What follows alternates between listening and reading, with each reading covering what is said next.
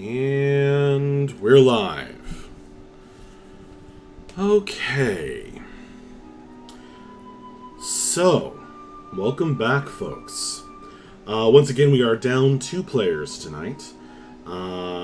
As Alexis and Haley both can't make it for various reasons. So bear that in mind, that our 6-person party is actually like really small for us.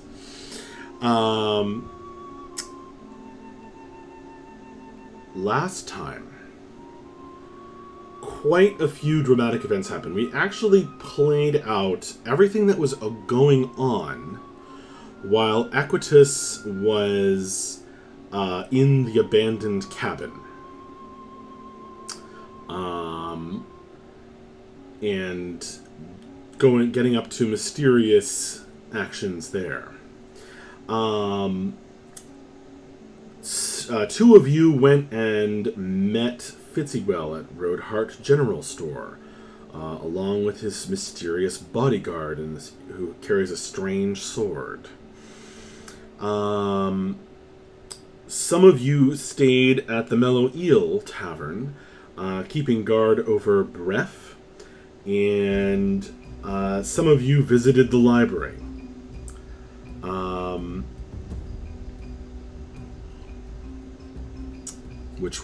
All of which were quite interesting and dramatic developments. But the upshot was that Aquitus came back to the Mellow Eel and told everyone that he had, through a bargain with his patron, gotten rid of the curse that afflicted him, and had made a deal to do the same for Bref. However, the rest of the party was of 2 minds about this, whether to actually encourage Bref or make Bref take that deal. Bref himself, who was drugged, and then after that wore off, afflicted by the curse, did not have much to say on the matter.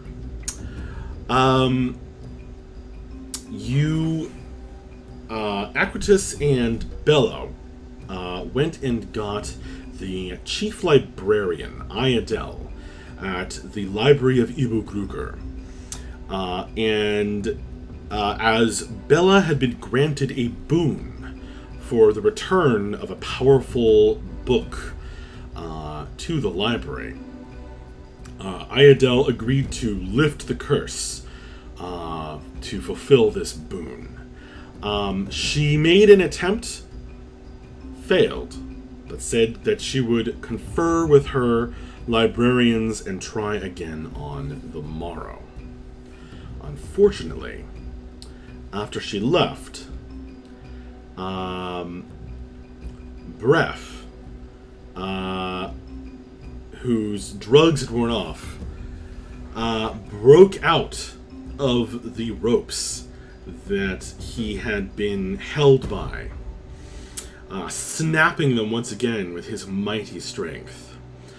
And as everyone was trying to deal with everything else that was going on, made a break for it and smashed open the window that you have, of the room that you have temporarily rented at the Mellow Eel. Although that rent is soon to be up. I've changed it to the nighttime version of downtown Arkney because it is dark outside.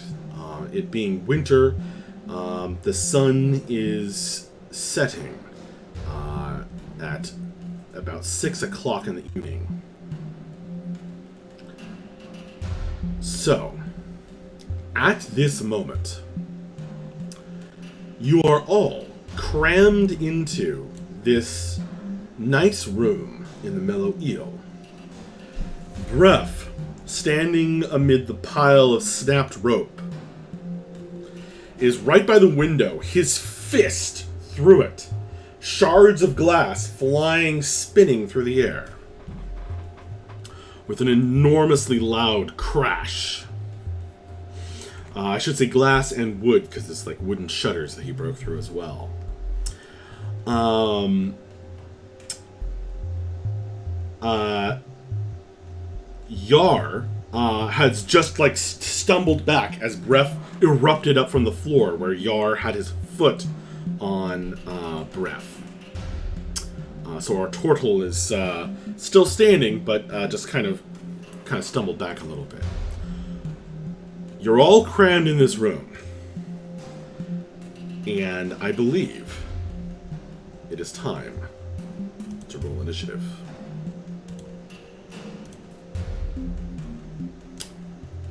So, select your character, which I know is a little difficult when you're all kind of crammed together there, and click the roll initiative button.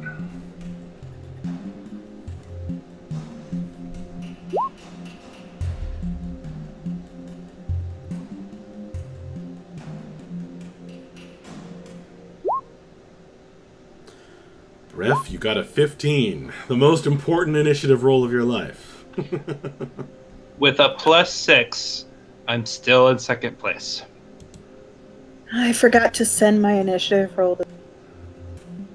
I'll add a turn for you.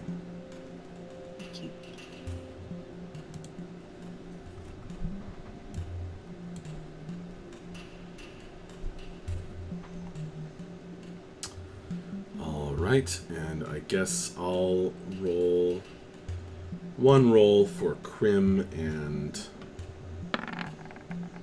Cordy together. They are acting on initiative 8. Bella, you should be able to see your turn and edit it. Yep.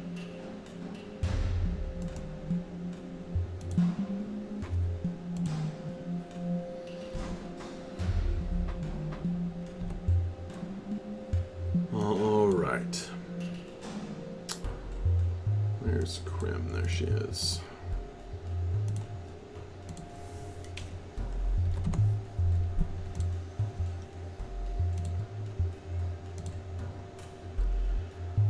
Okay.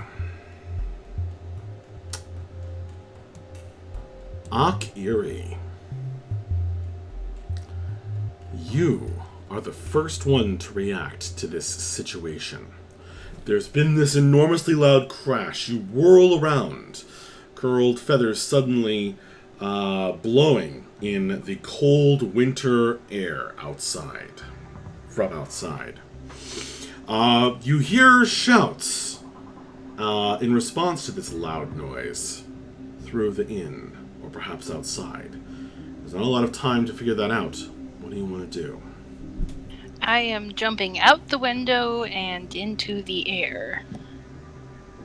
So you are going to try to get past Bref, who is standing in front of the window. Oh, I thought he'd gone through the window already. Sorry. No, he didn't have time.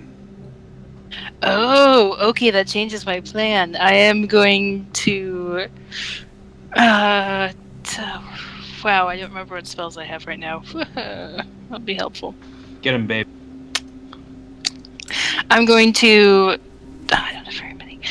I'm just gonna Sacred Flame him.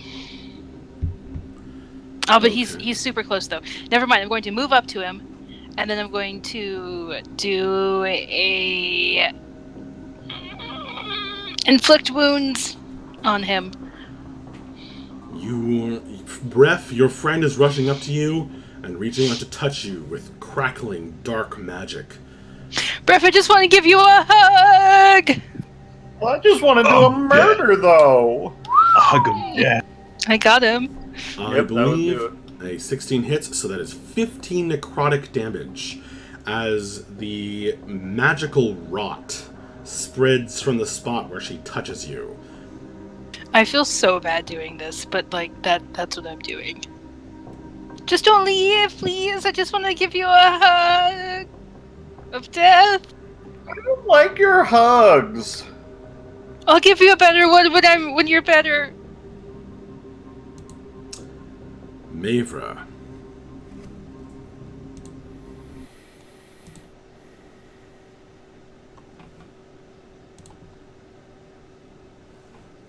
Can I non-lethally attack him just to kind of,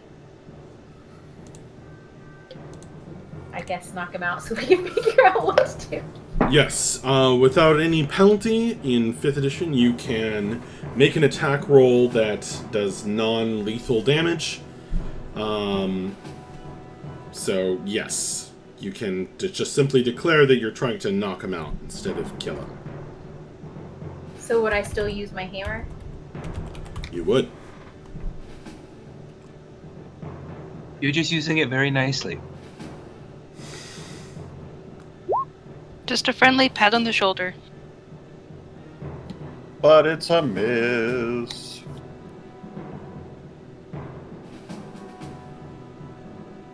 All right.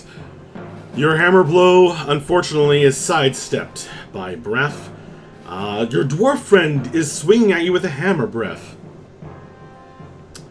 But that splinters some of the wood with a loud... Mavra, do you want to do anything else? No. Okay. Let's see. So Akiri and Mavra are both crowded around Bref right now. It's going to be hard to squeeze too many more people in there. Well, with the furniture and so on in this room. Close quarters. Yar. Yeah. Because you just said that, I'm not sure what to do. But what my heart tells me is to attack him non-lethally. Which I'm assuming, because I'm using a rapier, that I have it turned around to the blunt end, the back end. I'm just gonna bop him on the head. Okay. Just because that makes more sense to me, then I will non-lethally stab him with my sword. I completely agree. So, okay, I'm going to, and because there's people around him, I am gonna go on the assumption that I get sneak attack damage. Yes, absolutely you would. Cool. So now that Yar is getting up in there, there's no more room around Bref. He is surrounded by people and like an end table next to the bed. Ooh, I don't think that hits. Nope. Ah, shucks. It's too crowded. You attempt, but all you hit is some of Bref's corded muscle on his raging back. Can I say something before my turn ends to him? Okay. I be stopping your murder, boy. If you want to continue your task, you're gonna have to get through me. And I'm basically trying to trigger the Geist to basically, he has to fight me. I want to make fighting me an obstacle that he has to overcome in order to complete his task, so that he doesn't just run. Make an Arcana check. Cool. It's 11.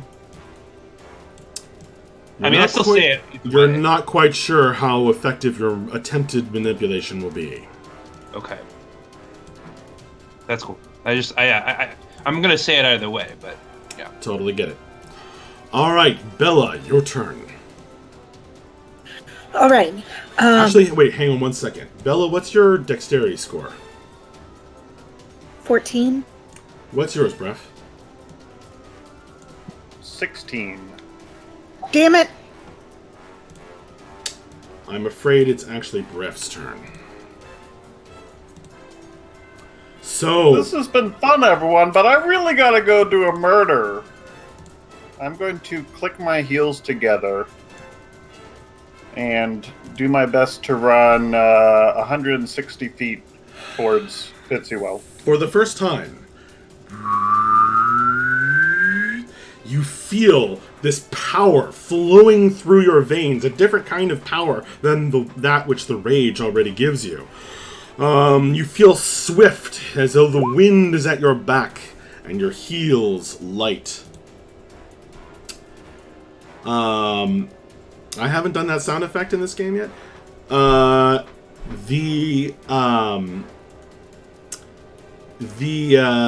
The magic takes hold, and the rest of you see Bref begin to move with this supernatural speed. So Bref, I'm going to ask you to make a, considering what you just said, I'm going to ask you to make a acrobatics check, and I'm going to ask Yar, Akiri, and Mavra if you guys want to take an attack of opportunity. Heck yes. Which will be at disadvantage. Aw. No sneak attack then. What is the disadvantage from? Is it from the boots? From the boots. Okay. That'll Wow, hit. look at that, I would. 22. I would, but I can't for the life of me remember how to do a, Oh wait, never mind. Maybe. But I can't remember how to do a melee attack. Melee. However you say it. You can't remember. It should automatically be on your character sheet if you've entered it. But if you haven't entered it, then just do a d20 roll. It's either listed under your attacks already, because you've set it up, or if you haven't, then you're just going to do a d20 roll and add your strength, I think.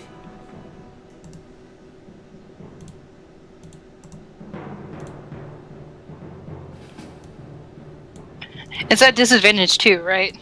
Yeah, I don't think that'll hit. No, her strength is a -1 too, so it definitely doesn't hit. All right, no need for the second roll. So, Akiri, you're just flustered, flailing around. You're going to miss. I think Mavra's missing with a 12 as well. So only Yar hits, dealing 8. Is it piercing or bludgeoning? Oh crap! I just realized. What was his last hit? I forgot 13. to have it because of my rage. I missed. No, you hit me. No, the I first- got a 13. I missed. Oh, sorry. What? No, it's The me. inflict Someone wounds. hit me. The inflict wounds. hit Oh, you. that's You right. did not That's right. have it. That hit me, and that was full damage. Okay, Correct. never mind. I was distracted. This'll. I would think it'd be bludgeoning since I'm hitting him with the back of my. Yes, my we will change that to so- bludgeoning. But I'm assuming it's still halved, right? Most likely. 8 bludgeoning damage halved to 4 against the back of Bref as he leaps in a single bound, twisting in the air like a skier on a jump as he goes diving out the window without any problem at all, not even scraping himself on the broken glass and wood. So, Bref, you leap out the window, which is going to cost you 10 feet of movement. Okay. Okay. Now, So as soon as you... 150. Hang on. So you just jump... Because everything... Your perspective, your point of view just changed. You are out here. Okay? Everybody else is crowded in here. Right? Yep. So,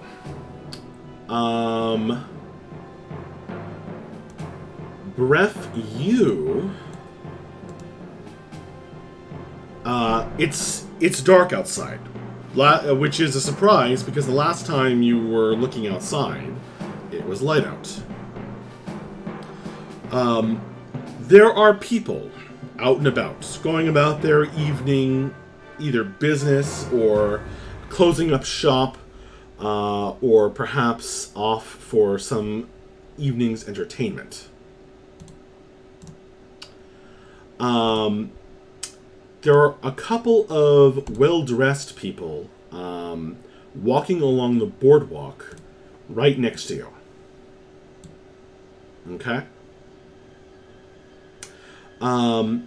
And they are very surprised and kind of turn and hurrying away from the broken open window and the enormous muscled man carrying a two-handed mattock that has just leapt out of the window. Perhaps more to the point, however, You have just broken open a window and jumped out of it right next to the governor's mansion, which is guarded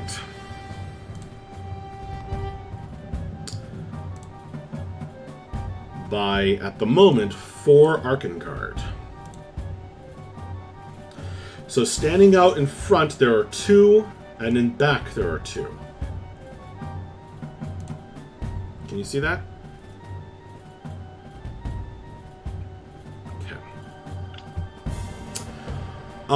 They are looking over at you with a great deal of surprise. And their crossbows, they start loading them up. They've started loading them up, okay?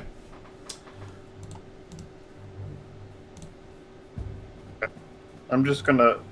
I mean, I don't think I've been to the general store yet.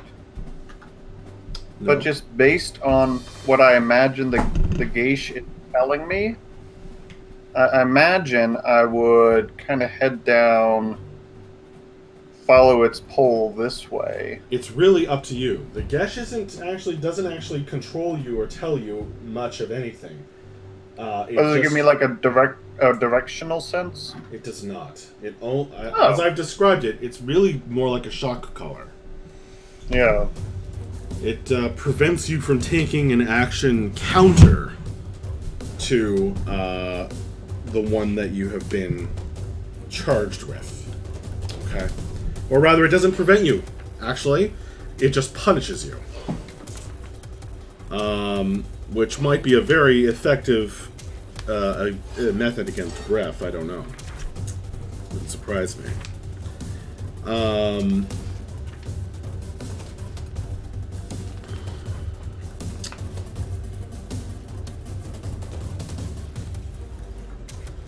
What do you, you've just jumped through the window, you smashed it open.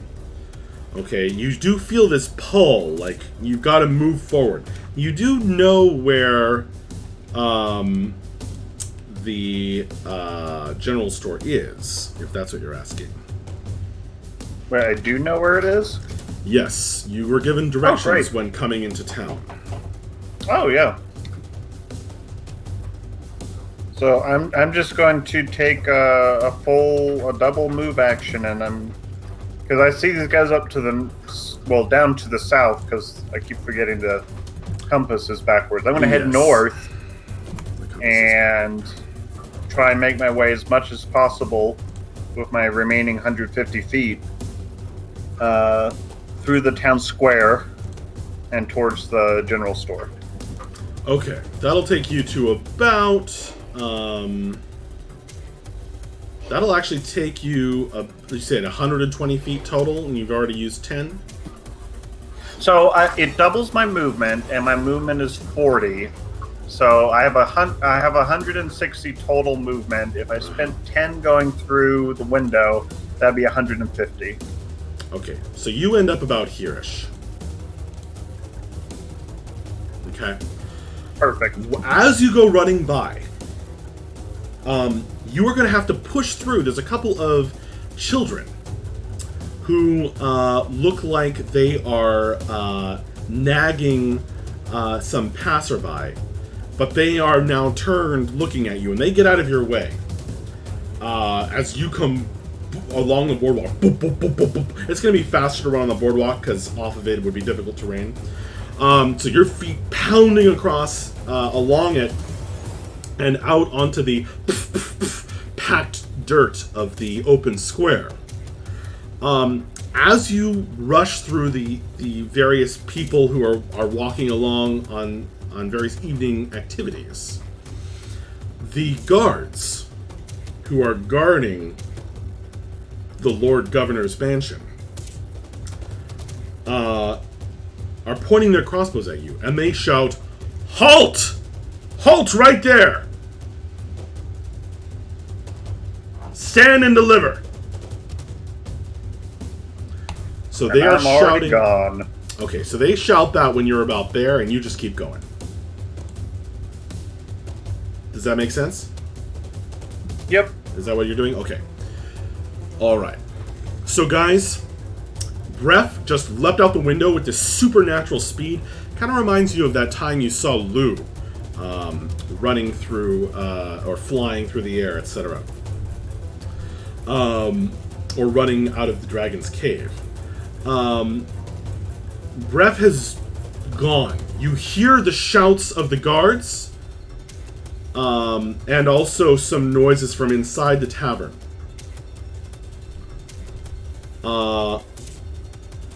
Bella, it is your turn. All right, I'm gonna run to the window where he just jumped out, and is he? No, but he probably is. He still like? No, I can see where he is. All right, I'm gonna run. I'm gonna cast Fairy Fire. Okay, now you are currently in the room. You don't currently see Bref. Well, can I run to the window and see him? You run to the window, peering through the broken shards of glass and window pane. You are going to have to squeeze through your friends, who I assume allow you to pass, in order to do so. You are looking out into the night. Are you looking at Roll20? Mm-hmm. You're looking this way. All right, okay. The window is on the end of the building there. You see these guards staring straight back at you. They don't look like they know what to make of it. They're not pointing their crossbows at you, but they look very alarmed, and they look like they're conferring with each other. You can't hear them, you're too far away. You do not currently see Bref, but you still have some movement and an action. All right, I'm going to.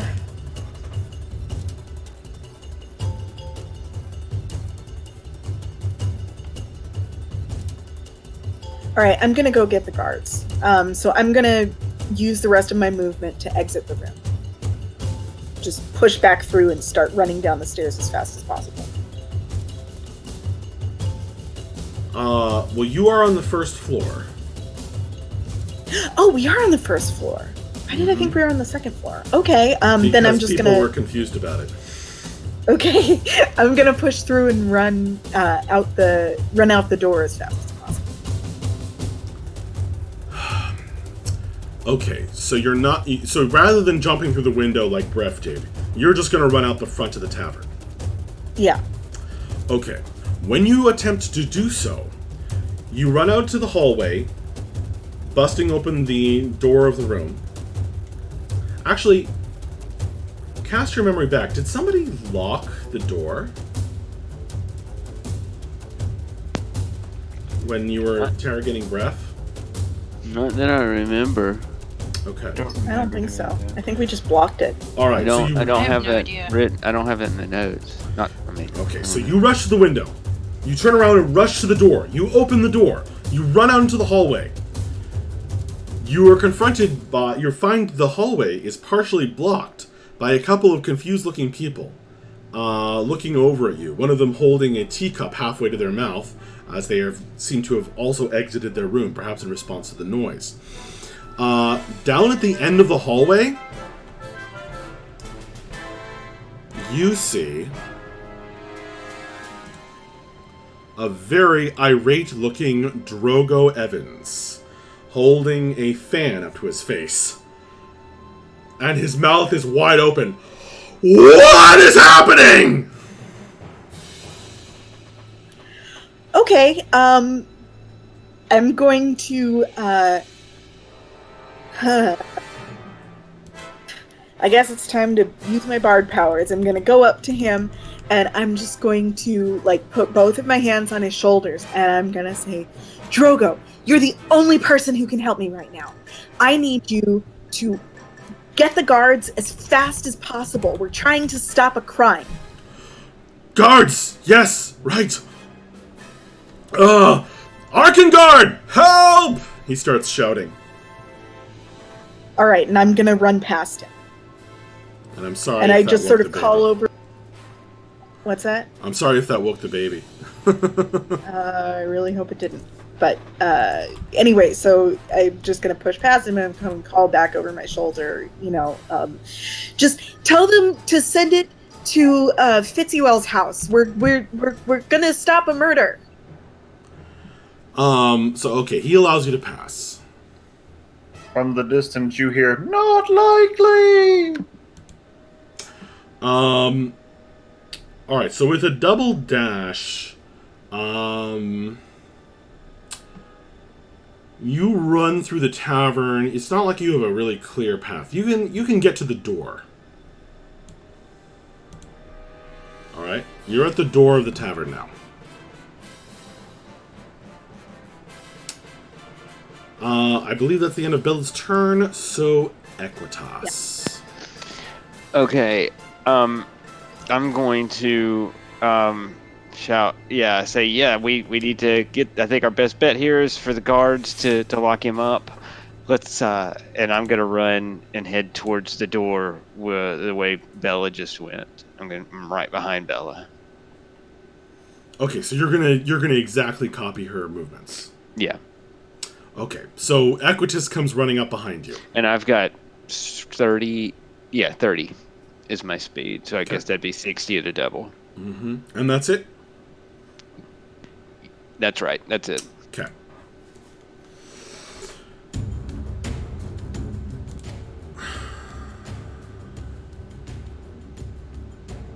All right. Bref, the guards don't seem happy. The Arkan Guard do not seem pleased that you have completely ignored their instructions. And they seem alarmed. Broken window, guy goes running past. You have not complied with their order. These two guys, both of them pull out what looks like a little stick of wood and blow into it.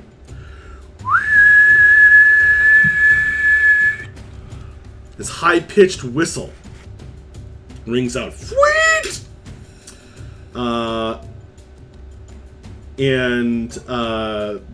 Penetrates through the air. You can hear it quite clearly from a distance. And then they both load their crossbows and fire. Or actually, they don't fire yet. They load their crossbows and they aim them at you. And they say,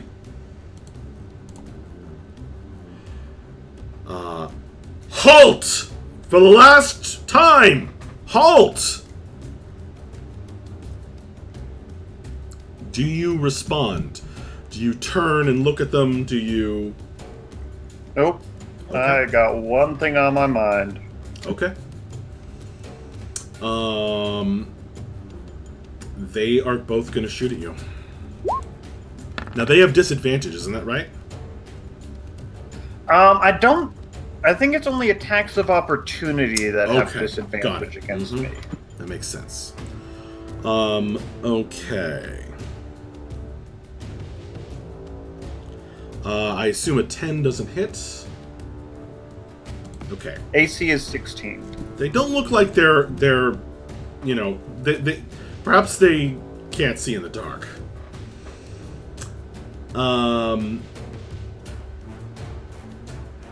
They both miss. The crossbow bolts flying, landing near you. Actually, slightly ahead of you.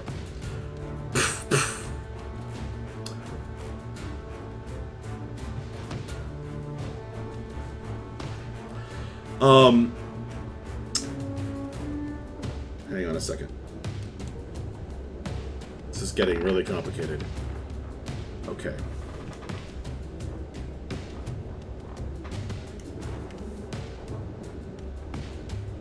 All right. Drogo actually turns and he shouts. So only Aquitus and Bella can hear this clearly. Okay? Drogo at first shouted for the Arkangard, but then he changed to... Sir Knight! Sir Knight! Please, sir! We need your help, sir! Sir Knight! He seems to be calling up.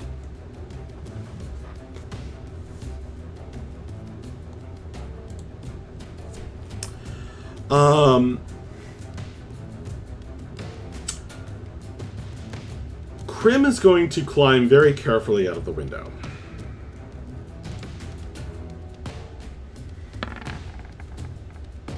She manages to do so with a natural 20. And does not cut herself on any of the broken glass or wood. Once out, she fires off a magic missile. Because I'm pretty confident that's what she would do. I agree. She'd say, "This automatically hits, Bref." Is she in range? Remember, your speed is 120. You used 10 to get out of the window. Magic missile has a range. My speed is 160. I thought you said 100 and... Oh yeah, 160. No. With my new level okay. up. Yes, she will have to move up closer. But she has enough movement to...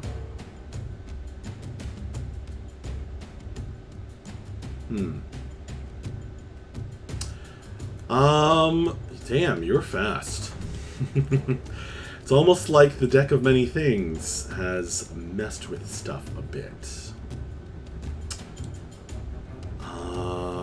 Magic missile has 120 feet of range.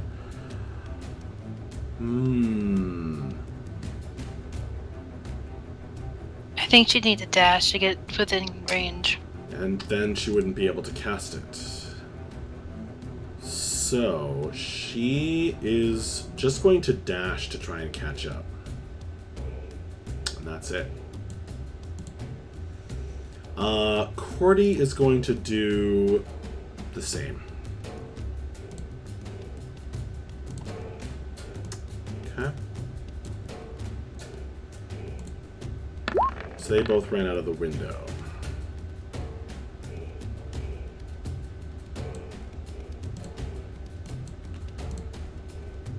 Okay. All right.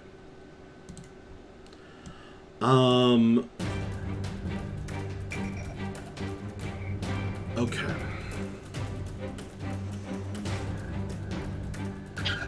My turn, or are you still thinking? Your turn. Okay.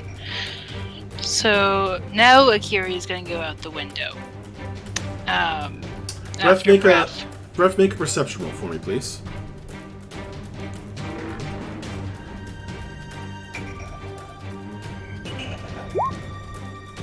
What did you get? 17. Bref, you can't see in the dark. I'm But- a lowly human. I knew there was a reason that I was thinking that you would be slower. That was it. But it doesn't matter right now. Because you can actually see, you glance over your shoulder as you run. In the light shed from the bright lanterns, remember the big eel-themed lantern outside the tavern, you can see your friends exiting the windows and pursuing you. You also see some figures emerging up on the second floor of the Mellow Eel from the balcony. Like, looking out over the balcony banister at what's going on. Okay. You can't make too much out about them. I want to believe that they're finally coming to their senses and helping me do this murder, but something tells me they're still being a major bummer.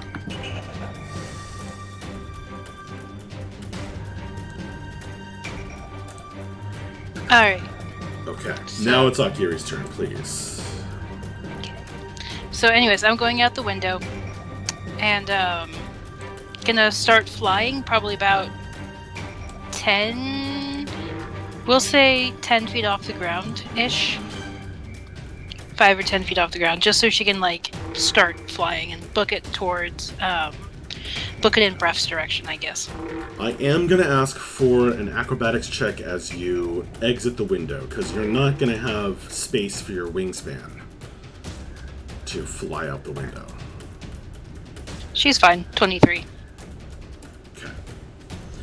Alright, so it'll take you about 10 feet to exit the room, and then you can take off and start flying. So what do you want to do? So I'm gonna head towards Bref's direction. Alright. But I figure he's going, because I know where the store is. Okay. You can see. Okay.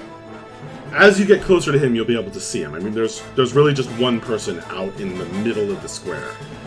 There's some other people wound about. There's some children over here that Cordy and Krim are about to crash into, but he's pretty obvious. He's definitely pretty obvious, even in the dim light. Okay. So if I move my full 50 flight feet, or would that be, because I already used up 10 feet to get out the window, so how many extra feet would I have if I'm flying, would you say? It always gets confusing when you mix flying speed and ground speed. But I think you can take off and fly. What's your ground speed? 20? 25? 25. Alright, so I think you can go 15 more feet. Okay, so does it put me within 120 feet of him? Or is that too, or am I not close enough? Wait, hang on. You subtract the speed that you go from both speeds.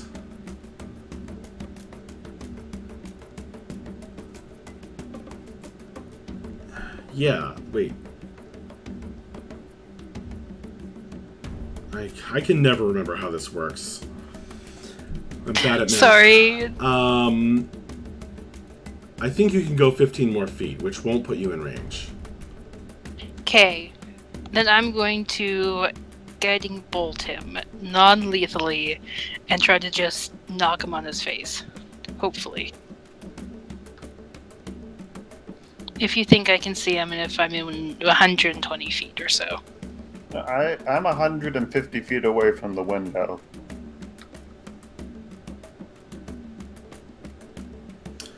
You're 145 feet away from the window, but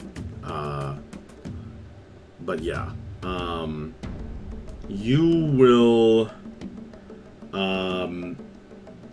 not be able to move just that and be in range. Okay, I was just wondering. Then I'll dash to get closer.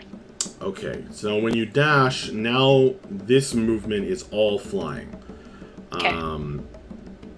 So you can actually get a lot closer to him.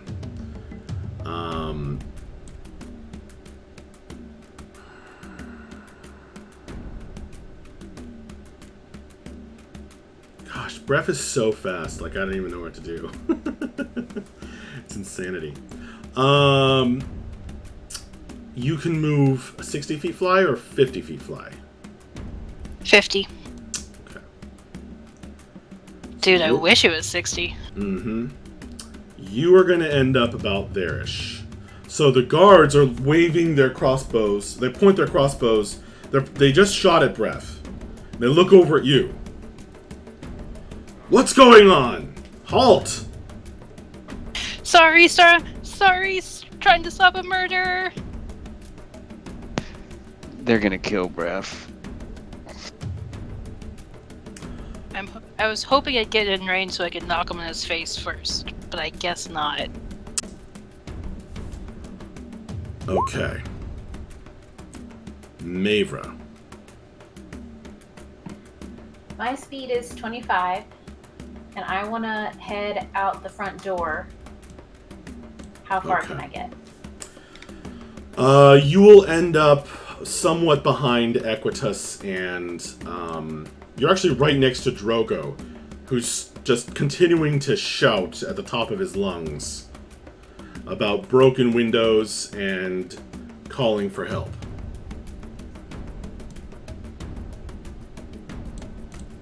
So you're about 10 feet behind Equitas.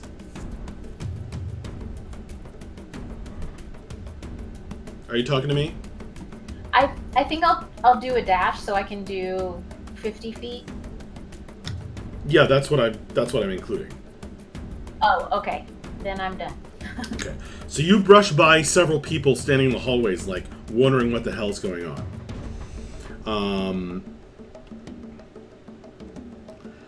And they seem alarmed. You know, they're dressed in, like, city clothes, you're dressed in adventuring clothes. And they seem alarmed at all these heavily armed people rushing by after the sound of breaking glass and wood. Yar. Can I do a bonus action before I do an action? Of course. Sick. So I'm going to use cutting action to dash. Nice. So that brings my speed to 60, I believe. Yeah. Hold on, what's my speed? Well, it doesn't bring your speed to 60, but Right. it lets you do that two goes 30-foot moves. right. I think my speed is 30. I apparently didn't write it down. I don't know why. I'm pretty It wouldn't sure. surprise me if turtles were slower. It's weird. I don't actually think they are. Hold on. I have it. Yeah, your base walking speed is 30 feet. Okay. Sick. Okay. So I'm gonna go. I'm gonna jump out the window. And All right, make an acrobatics check, please. after 3 people already, None of them broke the none glass. of them hit it. None of them hit the glass. Yeah. Okay, 21. Am I good? No. Hang on. Brand is telling me that I was wrong about Akiri's speed, in which case I apologize. If you have 30 walking and 60 flying, yeah, you can walk 30 and fly 30. Or you could walk 30 and fly 30. Okay, so you could actually have flown 25 feet after going through the window. That's right. Thank you, Brant. See, I never get this rule Thank right. you. I've gotten this rule wrong for 3 editions. Okay, I of this have a of new D&D. sworn enemy in the chat. So, question is, would that put me within range Nope, it of still 120 wouldn't. feet? Nope. It still Dang. wouldn't. Never mind, you're not my Wait. sworn enemy. You would be. It still wouldn't. You would have been just out of range. Crap. Yep. Okay. Yar's gonna jump out the window, and he's going to dash. So that makes me dash 50 feet, right? Because it's 10 to get out the window. Nice acrobatics check. Yes, indeed. Thank you. So I'm gonna go 50 feet. Yep, you're right up next to And- Cordy. You're right up there with Cordy and Crib. All right, and let me think. I pull out my short bow, and I know I'm gonna have disadvantage because the range is 80, 320, which I believe means if I shoot him, if it's 320, that means it's disadvantage, right? That's how that works. Yes. I'm still gonna take a shot. Do you have dark vision? I do not. Okay. So you have dark vision from 2 sources. You have disadvantage from 2 sources. Does it stack? No. Okay, then we're good. All right, I'm just gonna take a shot. That's 12. Which will not hit. Dang, the other one was a 21. Oh well, I had to take a shot, and now I'm down to 19 arrows. Did I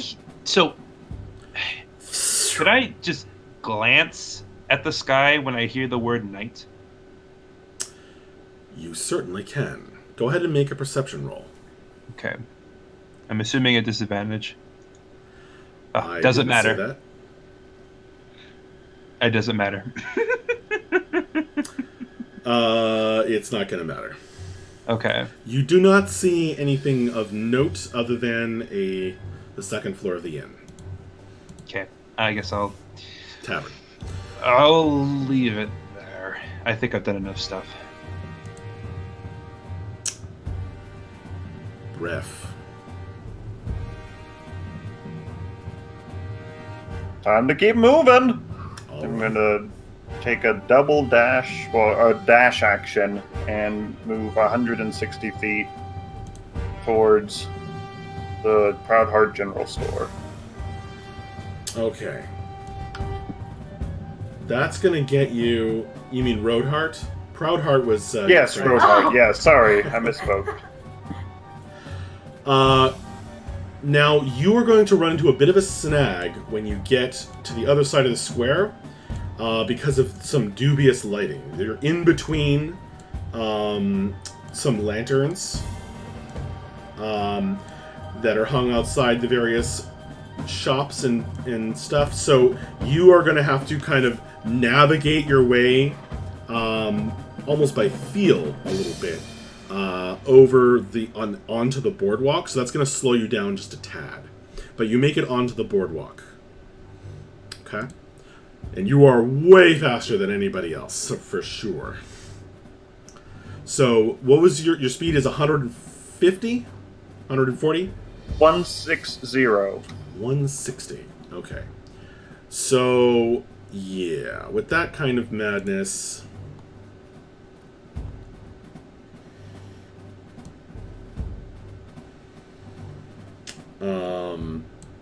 you are going to be able to make it partway up the path. But again, it's difficult terrain for you because you can't see clearly. Okay. So you have gone about 115 feet. Still a lot farther than almost anybody can go. Dude, that's farther than I can go. All right. I'm really salty about The that. muscular man goes rushing across the square and into the darker area just across it. The guards are shouting at him, blowing their whistles, to no avail, it seems.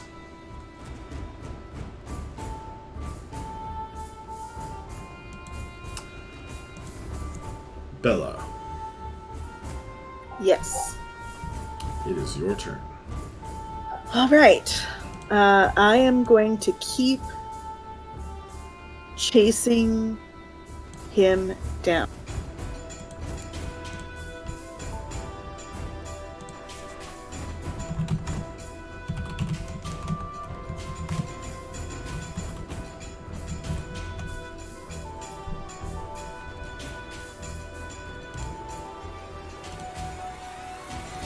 So I'm able to move about, I guess I'm going to double move too, so that's 60 feet. And I'm just yelling after him like, Bref, stop! Okay. Makes sense. You can barely make out his form as he climbs up the path across the way.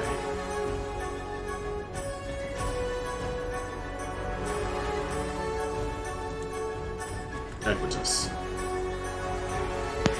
Okay, as I run towards him behind Bella and past the guards, I want to yell something like, "Don't kill him! He's under a curse."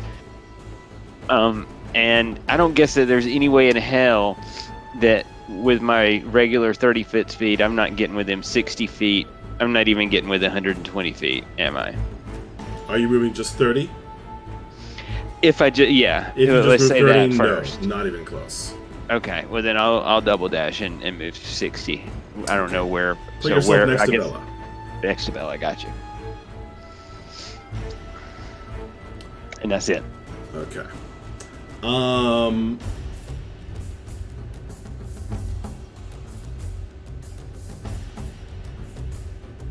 Okay. Make a charisma check when you yell that. Me or him? Him. What did you yell, Bella? I yelled. Oh, I'm yelling after Bref. I'm sure he can. Okay, he heard you. Uh. You hear her. But it is up to you what to do with that. I'm asking Equitas to make a charisma check. Okay, I like those. Okay. How's a natural 20? Wow. Okay.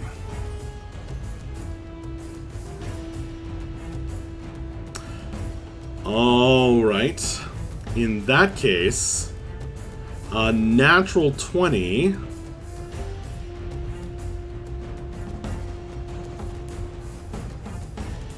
I kind of throw a wink. Flash him a smile. As you wink, imagine his wink in like slow motion as the guards like look over, their eyes going wide as this incredibly charismatic tiefling just calls out about the curse, and they just nod like, "Oh, a curse," and they salute like they're confused, you know, and they're like, "What do you want us to do?"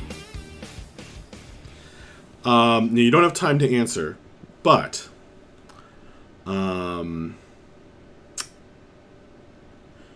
there's another voice that responds.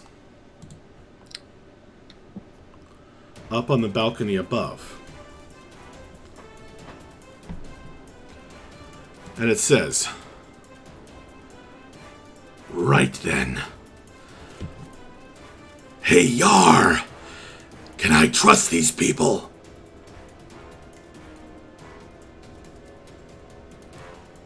Can I respond or? Yes. Oh, okay. Aye, lad, get down here. We need to take this. We need to stop him before he gets to where his death to Fetziwell. I prefer to attack from the air. That's what I And meant. a pair of wings unfurl up on the balcony.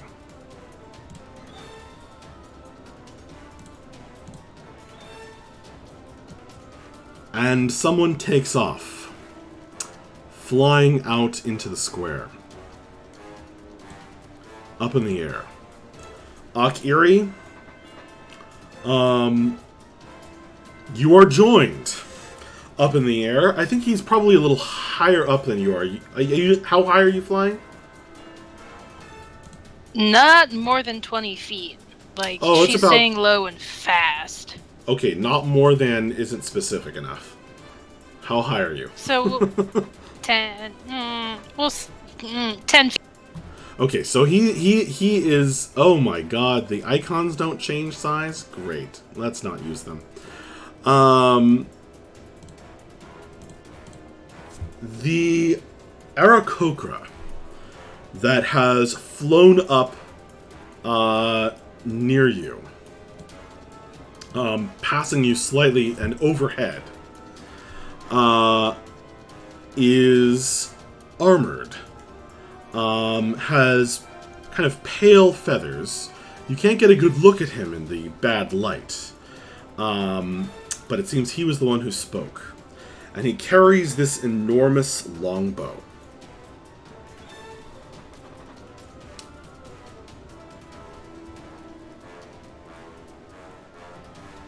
I hope y'all are prepared for a fangirling session later on, because that is going to happen from here. And he fires. Wait, don't kill him! That's all she's gonna say. Okay. Don't worry yourself, lass. Alright, so he is shooting at you, Bref. But there's something rather unusual about his shot.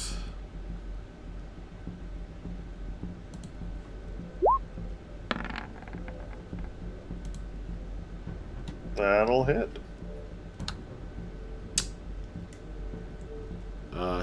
I think he has disadvantage, though. That may hit. Oh, nope, that does not hit. Unless he has a plus 14.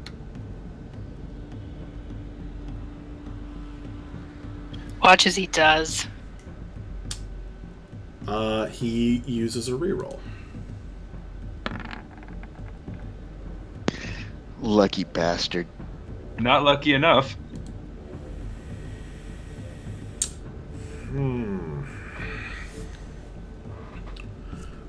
The arrow lands right between your legs. Bref. But you can keep going.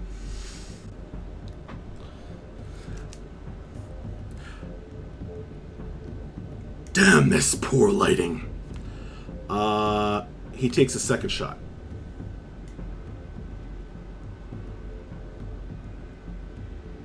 This is disadvantage. That's more like it. Yep, that'll hit. Okay, so that's a 19. The arrow strikes you in the foot. Make an acrobatics check for me, please.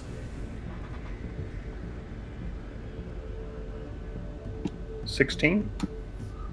Okay. What happened to all his You bad rolls? are pinned in place. Hey! Your foot is pinned to the ground by the arrow. Not fair! Good shot, Sezik. For the moment. Oh, thanks, Yar. Sharp as eye in the sky, he is. Okay, Krim is going to be like... she's going to run up to the guards and...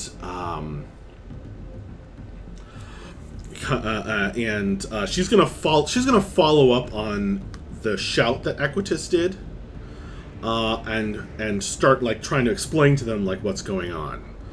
You know, it's not that there's, you know, it's due to this curse, and it's like the other creatures that have been, like the orcs, that have been trying to come into the town. Okay, so she starts to explaining that, and Cordy does the same thing. Okay, so they're just following up on the check Equitus made with his natural 20 to offer some more details.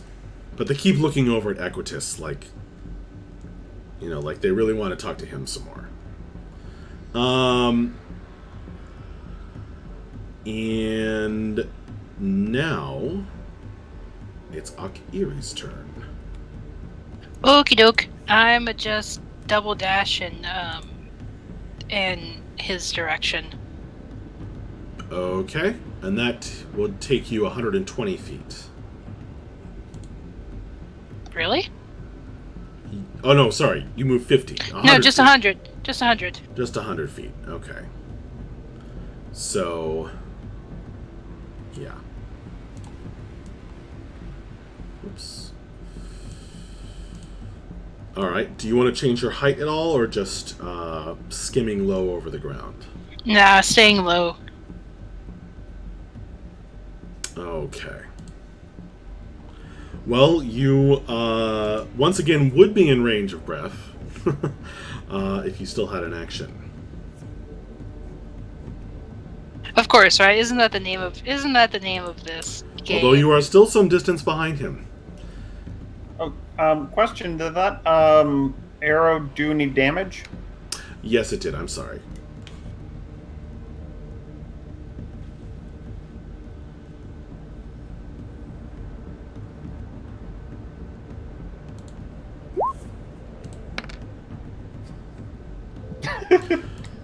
But it will only do 4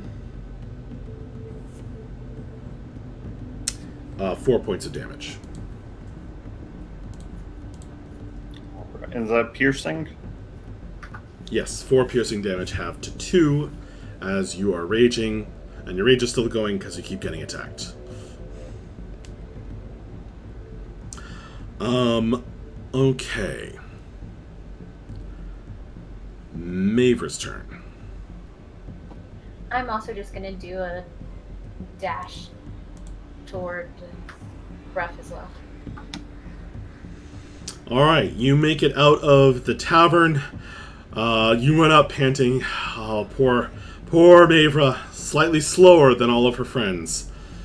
You make it out of the tavern. If you would just want to keep going, you'll be about 40 feet behind Equitus and Bella.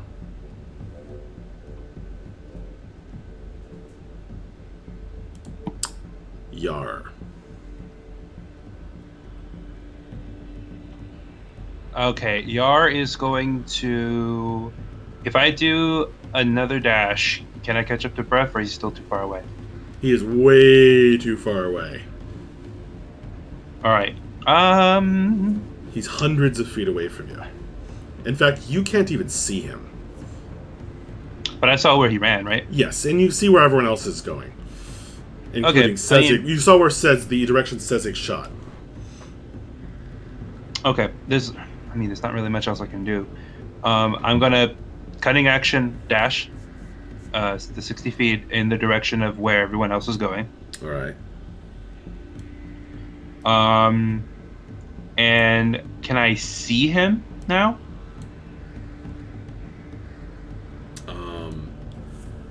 Yes. You can kind of tell where he is. Okay. I'm a difficult person to miss. He is hard to miss. He is in darkness though, and quite some distance away. Can I tell he's been immobilized? You're familiar with Sezig's trick shot. Okay. So you suspect so, and you would have heard it connect, and you heard Sezig say, "Got him."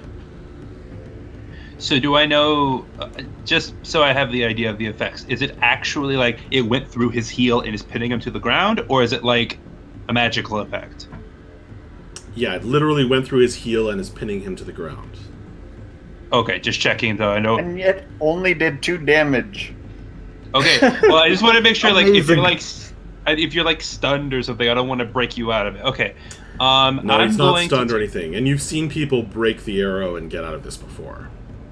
Okay, I'm gonna take another shot with my short bow. Can I pick up the arrow on the way, by the way, or is that not a thing? Which arrow? The first one I shot. You do not know where it is in all of the chaos and darkness. That's okay. Okay, I'm just gonna Dimly. run. So, like I said, I was doing the cutting action to dash forward my full 60 feet, and then I'm just gonna take a shot, short bow, disadvantage. 16? That will do it. Oh wow, sick. Okay, then yeah, that's, I guess. How do you half the 9? It's I think we rounded round down. up, right? Oh, is it rounded down? Whenever you deal, whenever half, it's rounded down. So 4. Yep. 4 piercing. There's no way to not make an arrow piercing. So I attached my boxing glove arrow. All right, you've just been shot by another arrow, Bref.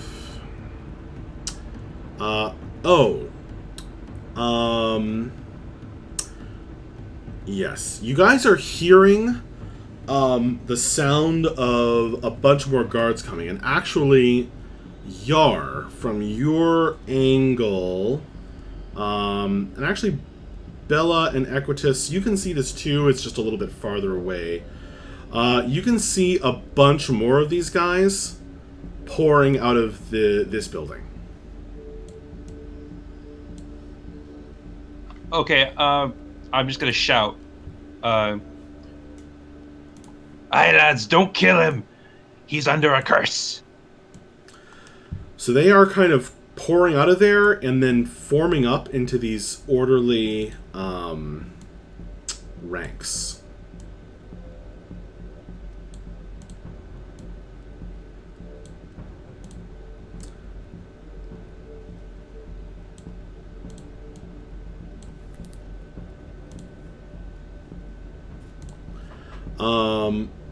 Bref, what do you want to do? I want to get this arrow out. It sucks. Okay. Go ahead and make a strength saving throw.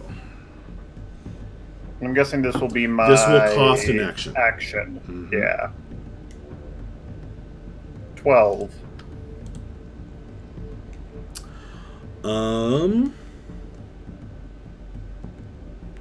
You're able to break the arrow off and pull your foot out. Pull it out of your foot. So you're no longer Awesome. pinned. Painful as I'm that gonna is.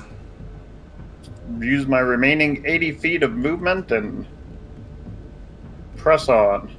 All right, you follow the winding path up the hill.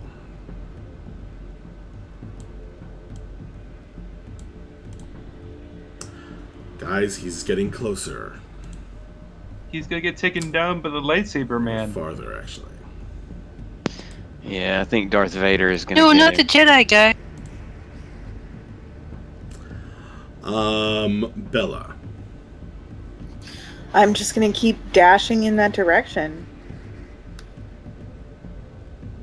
Am I approximately there now? Yeah. Okay, you keep dashing. You are running after Bref, but even so, he is still faster. He's got that supernatural speed. Those magic boots that flared with magical power as he clicked the heels together. That's insane. Equitus, your turn. All right. Since I realize that I have those guards' attention, I'm going to yell over at them. I'm going to say, someone needs to go to the Roadheart General Store and Fitzy Wells' house if they're two separate places. That's where he's headed. But like I said, he's under a curse. Don't kill him. They yell back, isn't that where you're going? That's where I'm going right now. Let's go. They're like looking at each other like, who is this guy? And then I'm behind Bella. Some of them are yelling. Some the people who are a little farther away and haven't been totally charmed by Equitus. Oh, I should have moved these guys too. Are yelling, "Citizens, put down your weapons!" And you're running. Who could not be charmed by Equitus? Not everybody is. In fact, nobody's charmed magically at the moment. Okay, so at this point,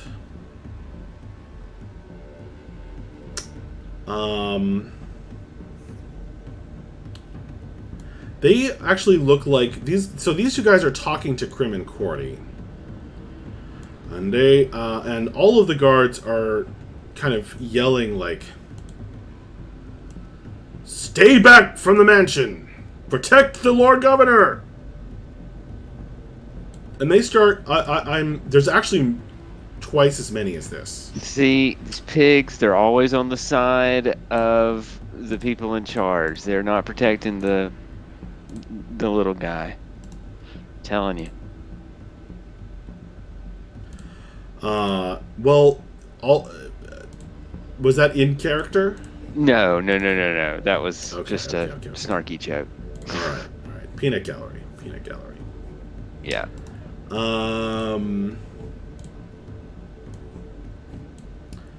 So they are actually forming straight lines. That's just hard for me to do that.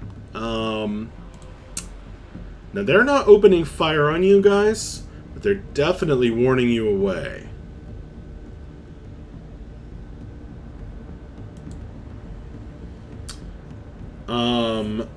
Okay. Crim and Cordy are continuing to try and talk to them, saying, "Hey, we've got this under control. You can trust us. We're not going to attack the Lord Governor."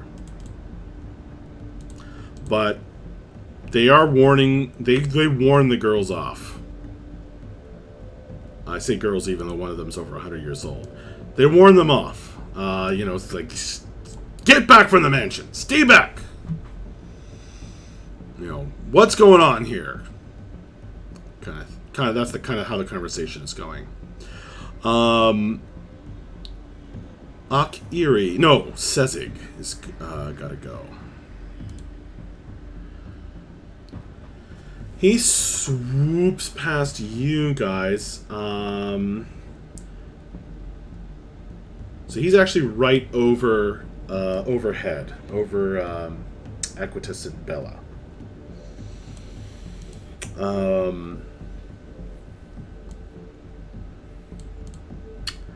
And he says, "Are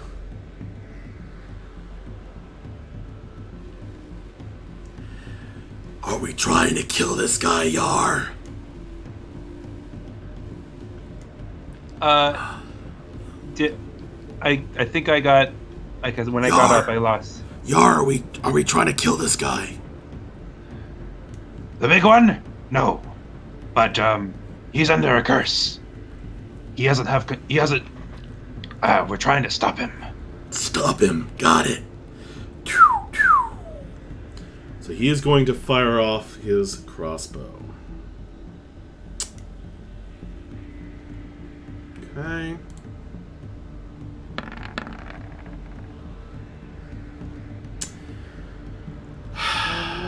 No. Well, he's going to use another reroll.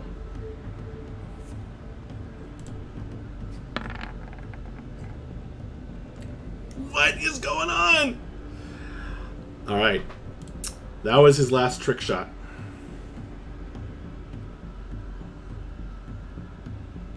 But he's going to shoot again.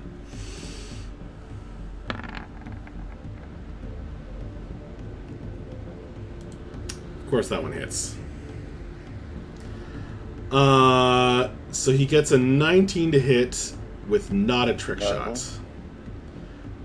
This is going to do a bit more damage, though. Well, we'll see. Actually, it might not. Okay. So that's going to be 8 points of damage. Halved to 4. It's hard to aim in the dark.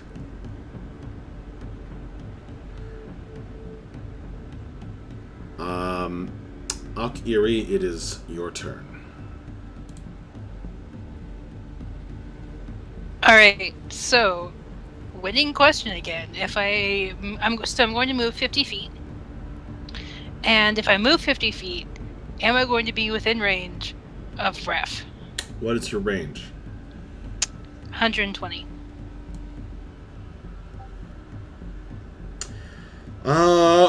Yes, because he is now running in the dim light up a winding path, which goes uphill, and you're flying. And a rude arrow slowed me down. And a rude arrow slowed him down. A trick shot from Sezig. Lagaduke. Knight of the Swordwing slowed him down. He is just barely within that distance. Okay, I'm gonna throw a guiding bolt at him. Okay. Non-lethally.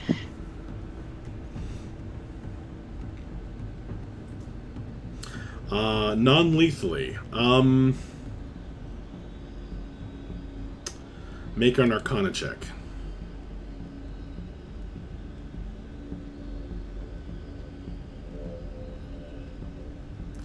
It's not non-lethal. I'm the fastest and I'm the healer. It'll be You make an attack roll. And I'm doing this at level. No, actually, we'll just stick with level 1.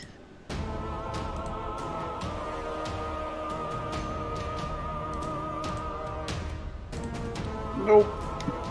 Dang it! Cool. The bolt flies over your shoulder, Bref, and explodes harmlessly on the ground. Thank you for the light, but it went away. At this point, you are hearing some screams as people are seeing the lethality of this activity and running off the boardwalk, while others are running to the boardwalk to get a better view. And people are coming out of the balconies, peering out of windows at the buildings all around, particularly the potions. Someone on the second floor is looking out at you, Akiri. And it's like watching the guiding bolt fly past their window. I'd like to know that it looks like a giant bird, like a giant glowing bird. Nice. So it's at least it looks. It looks cool until it puffs into the ground. Mavra. Can I try to talk to the guards about what's going on, or have Krim and Cordy kind of done all they can there? All I was doing with them was really reinforcing the check that Equitas initially made, because he just was able to shout something real quick. They've been able to exchange a few more sentences. So I wasn't doing anything new with them, so if you want to go and do something different with the guards, you absolutely can. Yeah, I'd like to just go explain what's going on so that, one, they know we're not doing anything to the governor. And so what do you if say? they What do you help, say? It needs to be non-lethal. I say none of us are trying to do anything to the governor. The guy that is ahead of everyone that came out of the window, a Geist, is kind of guiding his movements right now, so we're trying to non-lethally stop him. They're shouting, your friend is under a curse? Pretty much. They're kind of looking at each other. Now, they're ranked up two rows, and each one kind of has this crossbow trained on you and your friends, and they're kind of just warning you to stay at a certain distance.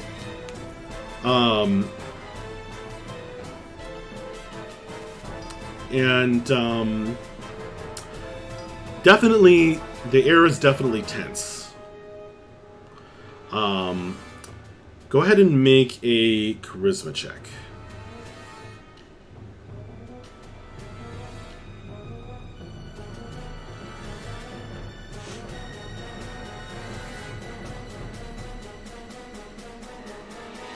Seven. They are yelling at you to stay back and disarm.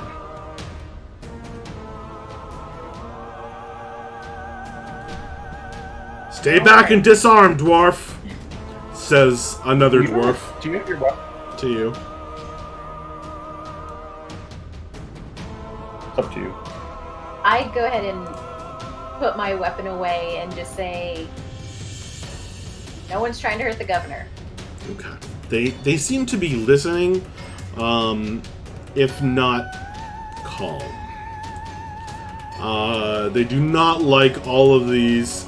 They want these magics and arrows to stop flying. Yar, your turn. All right. Uncanny. The thing that rogues get to do bonus action. I dash. 60 feet. All right, you catch up with these guys. Okay. And how close did that bring me to Bref? Pretty dang far. Okay. As long... Okay, so within 320 feet, though, correct? Yes. Okay. So But actually, it's getting close to that. Okay, well, either way, it's still dark, so I still get disadvantage, so it doesn't matter, really. Mm-hmm. Never mind. I'm doing my best, guys. I'm doing my best. I'm a close quarters fighter. Cease fire! Shout the guards. The Arkan guard.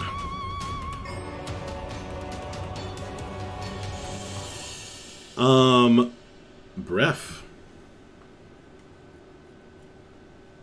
I'm gonna keep running. I gotta get to Fitzywell so I can do my murder. Alright, now it is difficult terrain, essentially, going up this windy trail in the dim light. These buildings do not have the bright lanterns afforded elsewhere. But you can, that's still really far. So you get all the way up there. You are now, you can actually see the building clearly. You can almost taste Fitzywell's blood.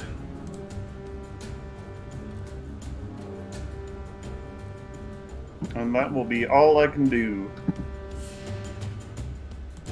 Bella. I moved you too far, actually. I should put you there.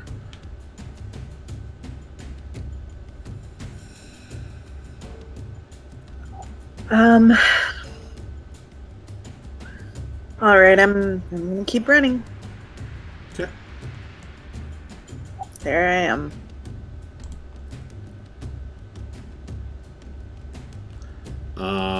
You can go 60 feet, though, right? Yeah. Was that? Did I not go 60 feet?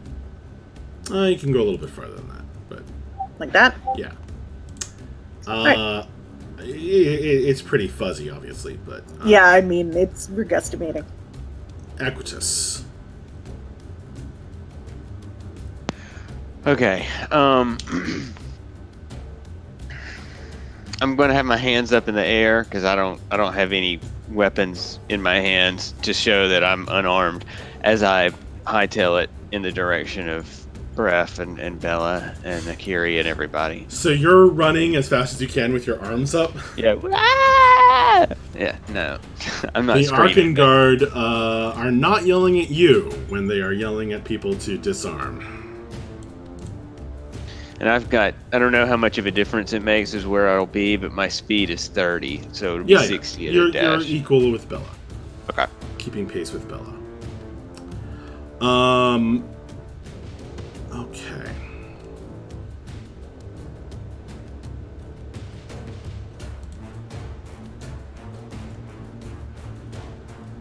Sezig is gonna fly up. He can't quite catch up with you guys. And this is still in his range. By the way, did he see me miss that really, really pretty, did he see me miss the guiding bolt? Well, unfortunately, yes. I'm afraid so. Dang it. Akiri wants to go hide in the corner now, but she's preoccupied. At the same time, you saw him miss his trick shot. Oh my gosh. He is not rolling well. Sezig is going to miss Bref twice.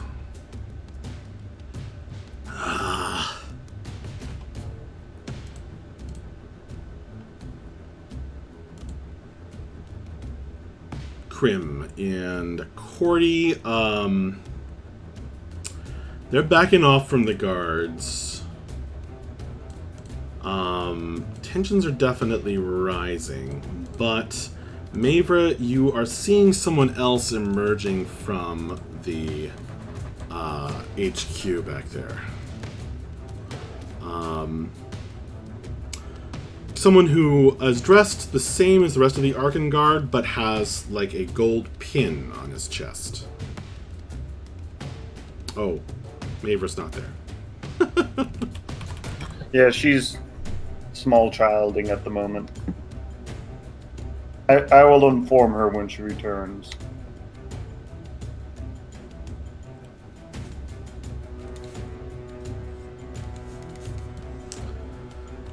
Alright, he also has like a red feather on it. Oh, whoa, giant. Oh no! Oh Okay, no! I quit. I run.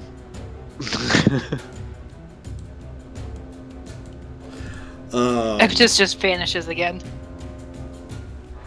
And the other, he's flanked by a couple of the other guards who seem to be treating him with respect. Definitely has he's noticeable. Okay. Akiri.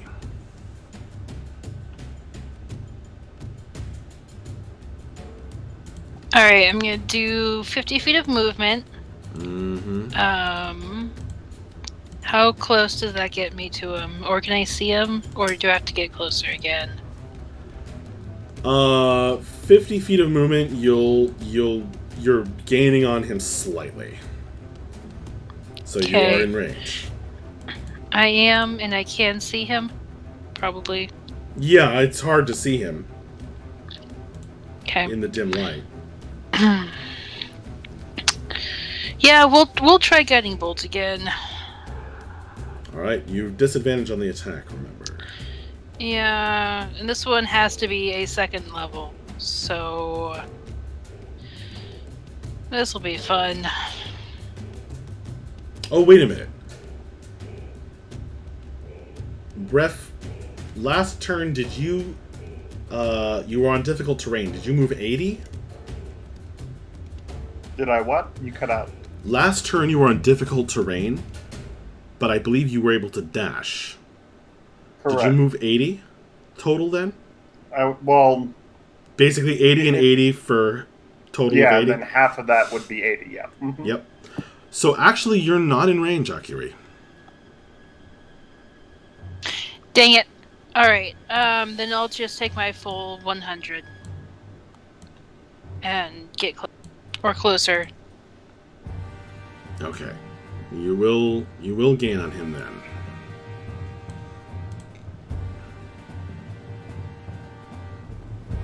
A 100 feet.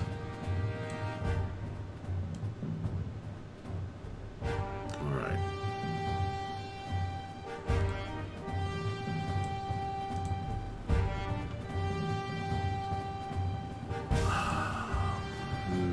It's Maver's turn. So, and we've been talking off mic, and she's basically said she's not really going to try and interfere with the chase. Okay. So she's going to continue to try and, trying to pacify the situation in terms of we're trying to stop our friend who's under the influence of this curse. Okay. The ranks of guards are telling her to back away from her weapons, leaving them on the ground. Yeah, I think she would be fine with that, yeah. Okay. So she complies with them and their orders. Yar. Well, Max, I'd love to tell you what I'm about to do. I'm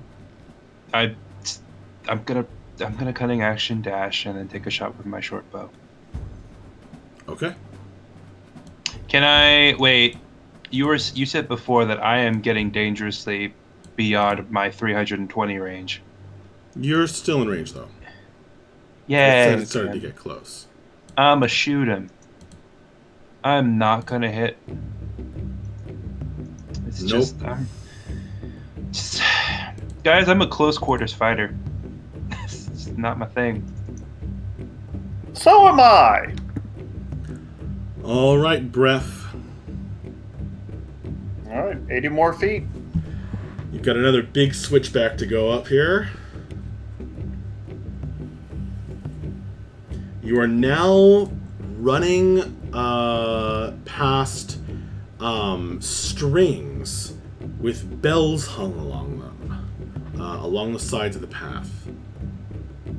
Softly jingling in the night.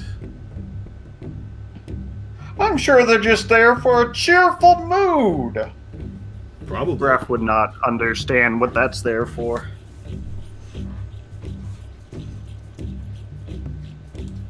Bella.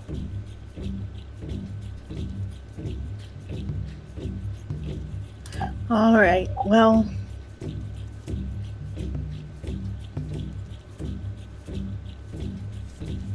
I don't think I've ever actually been to the Roadheart General Store before, but I'm gonna keep running toward it. You have not. Okay. You're not going to make it that far. as you have to stop and climb up the boardwalk. Okay, sorry, I tried to move myself at the same time as you. Yeah, when we're doing this fuzzy, like, nebulous kind of thing, I'm probably going to be moving everybody. That's fine. A dash across town. Equitus. Man, whoosh. All right, I guess I'm running. I guess I get as far as Bella, and that's about all I can do.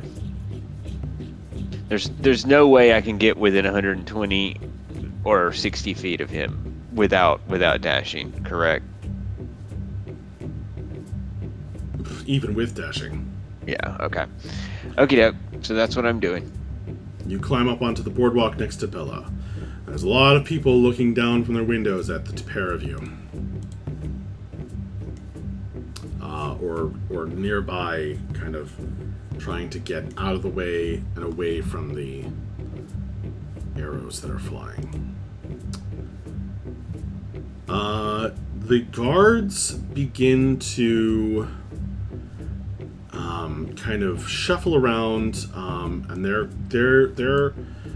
there's some kind of important personage among the Arkan Guard, several important people among the Arkan Guard, kind of making their way forward to talk to the three ladies who are standing by, and who have disarmed. Sezig is going to be flying up overhead. Maybe this time.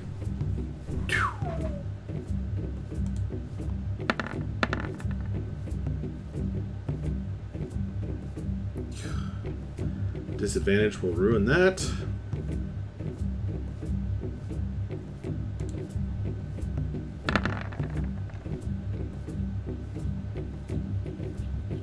And that.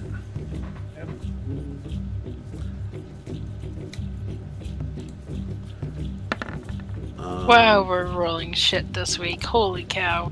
Okay. Maver, what do you want to do?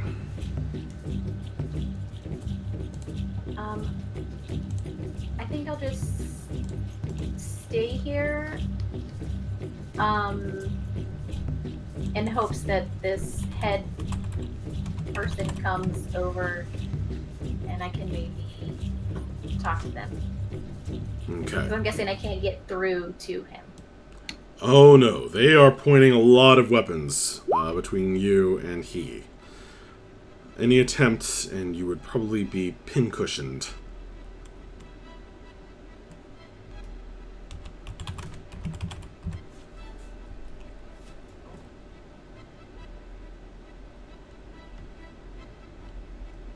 Okay.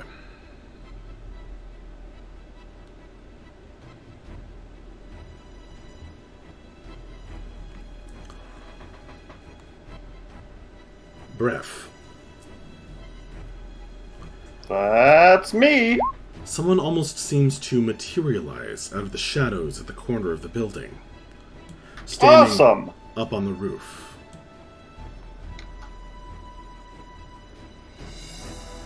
This is your... sorry, excuse me. Wrong voice. You have a strange accent. Muffled in black armor. And bandages covering every exposed part of their body. A long, slightly curved blade that's all kind of twisty and weirdly formed.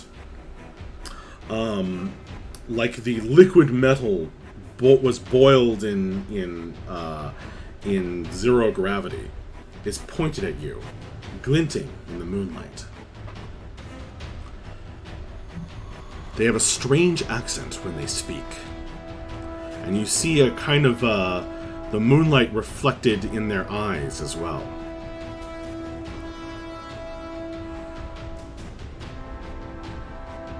Stop right there. Stop right there, if you know what's good for you. Stop. Stop now. I can't. You can't and you will, or you will be struck down.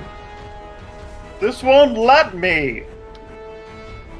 Then I am sorry.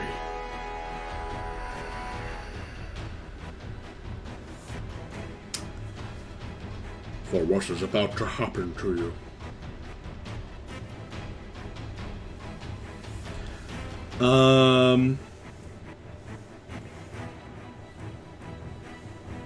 He jumps down from the roof and attacks. The blade kind of whistles through the air as it slices down at you.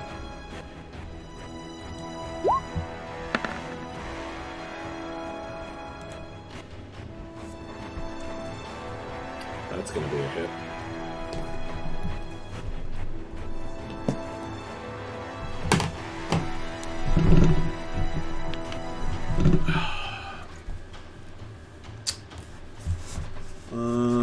I probably should have had this open already. Sorry. That's my bad.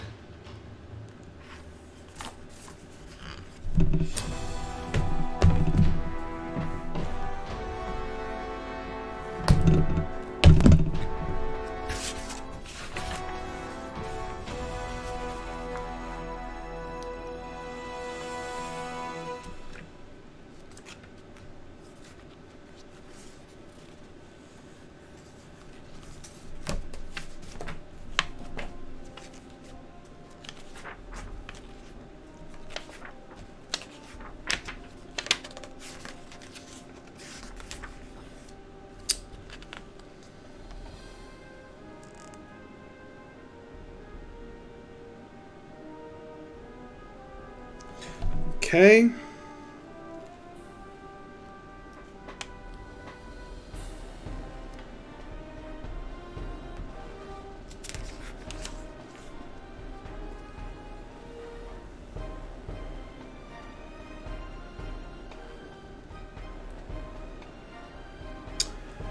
Right.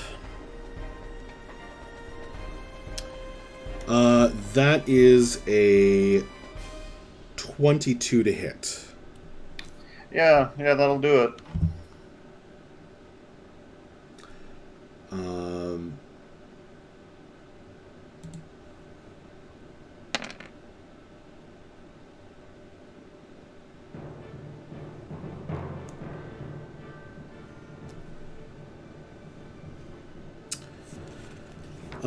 That will be 17 points of damage.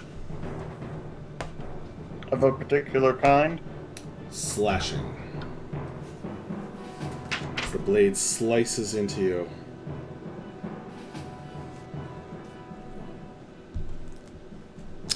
And then he makes another attack. So the first one downward as he falls. The second one, a backslash, which is I'm gonna miss. And then the third attack. 14. That will miss. Stunning rolls for the GM tonight.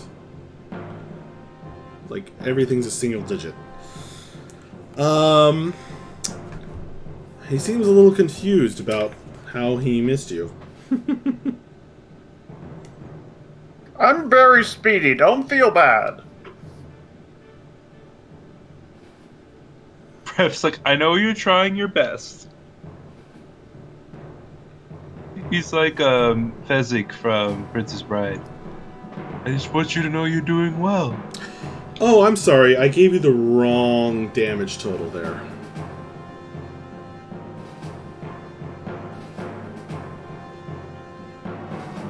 Disregard what I said.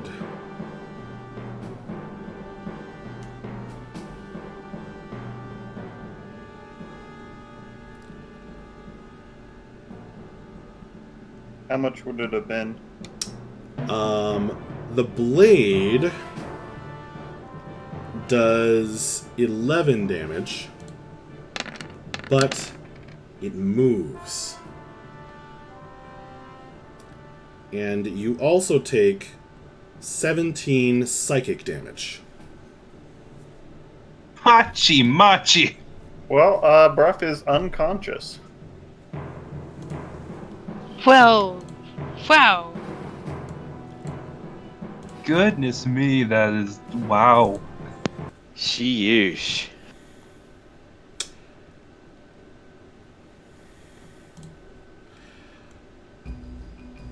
I warned you.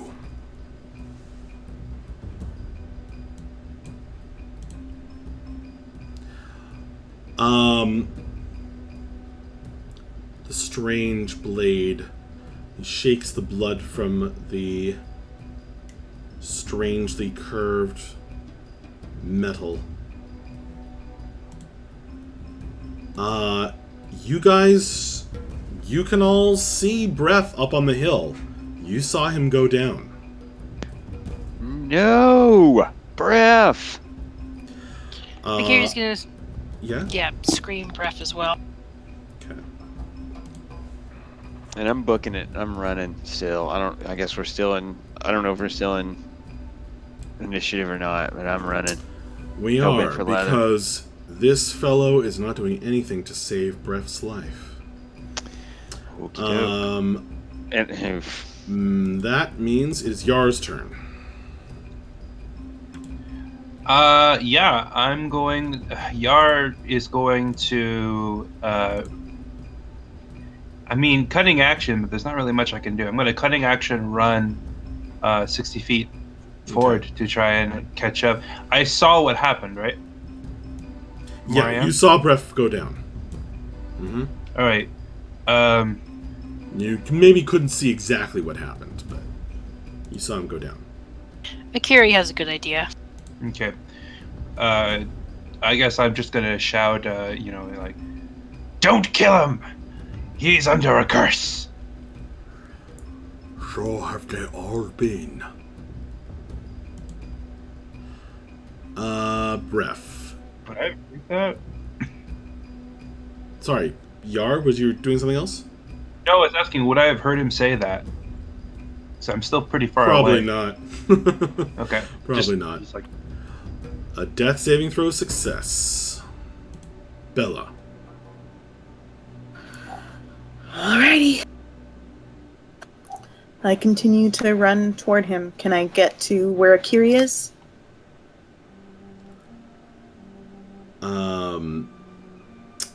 You. Sorry, I moved myself. I forgot Yeah, you moved totally me. can. Yep. All right, I keep running. All right, you are climbing up a hill now on a path. It's difficult going. Equitus, but you can see in the dark, so that helps. Equitus. all right. How far away am I? Are From we what? from Bref? A few hundred feet. Well, there's nothing I can do to help Bref anyway. Can I help Akiri get there any faster?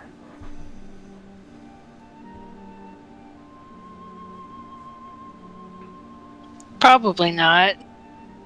Do I have a healing potion? Crap, if I had a healing potion. Fart. Alright, I guess I'm just going to hang on, let me look. How far can I get with Misty Step? 30 feet. Yeah, I'm dashing. I'm running. Okay. So that would get me up to Bella again, is that right? That's right. Okay. Alrighty. The end. Okay.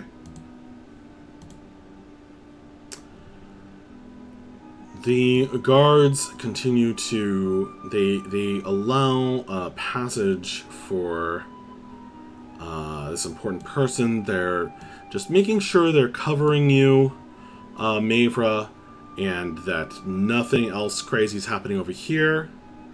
And they're kind of looking at each other and saying,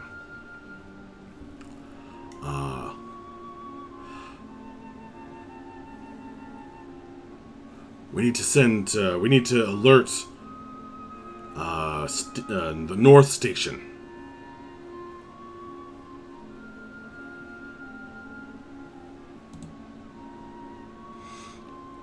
All right. Krim and Cordy are also complying. Akiri. I'm going real fast. I'm going as fast as I can. So full 100 feet still in the air. All right, now you have an easier time of it because you don't have to climb up any hills or go along any switchbacks. So you are now flying all the way up there. You're not far from Bref now, and you're looking down and you see the figure in black armor standing over him, blood dripping from the weirdly shaped greatsword he carries. And she's gonna yell, "Please don't kill him!" He points it up at you. Shing! Are you cursed also? We talked earlier, no! He lowers the weapon after a second.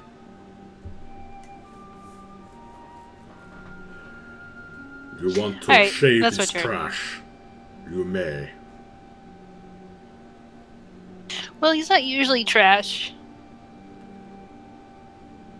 You're just meeting him at his He worst. tries to kill Mr. Fitzgerald.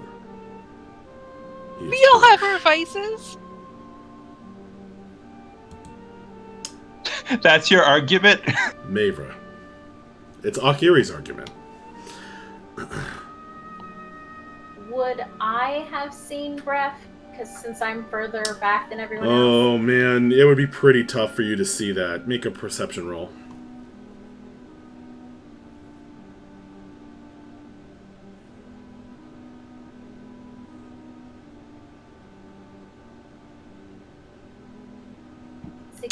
Actually, you do. You saw him go down, and you notice that there haven't been more attacks.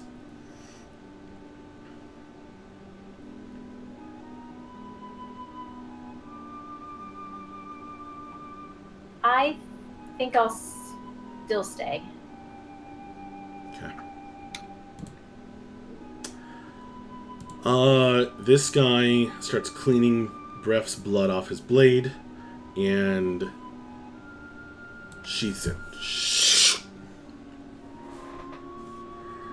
I cannot allow him to stay. He must go. Do you understand, bird? Yeah, I'm assuming I can answer. Yeah. Yeah, I know. We're coming. Yar? I'm gonna move 60 feet. Yee. Alright, you catch up with the other two. Sezig is actually turned around. I forgot to have him move. He turns around and flies back. He says, catch up with you in a minute, Yar. Aye, lad. I'll see you in a bit. Hurry.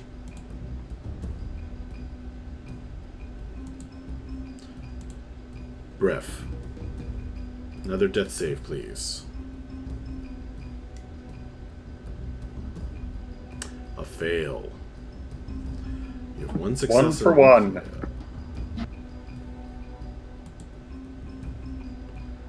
Bella. All right.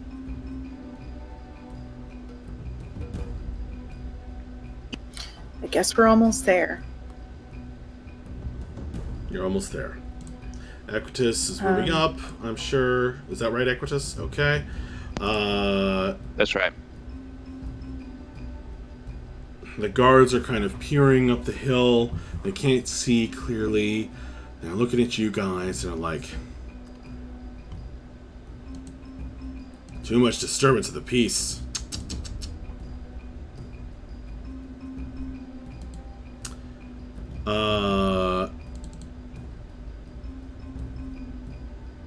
Akiri.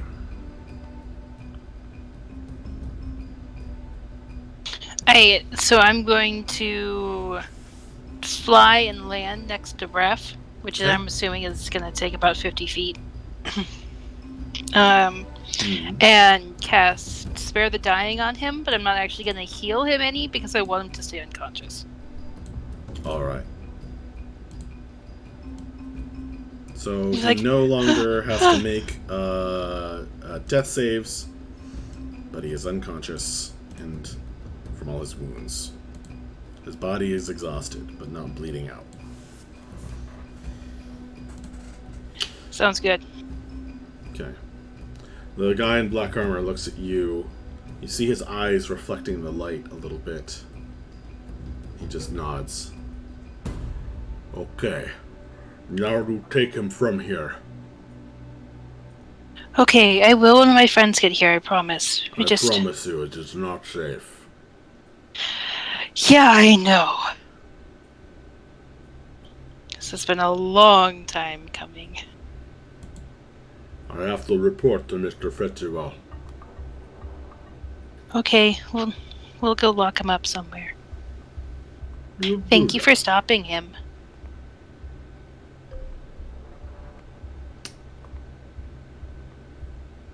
He seems nonplussed by you thanking him.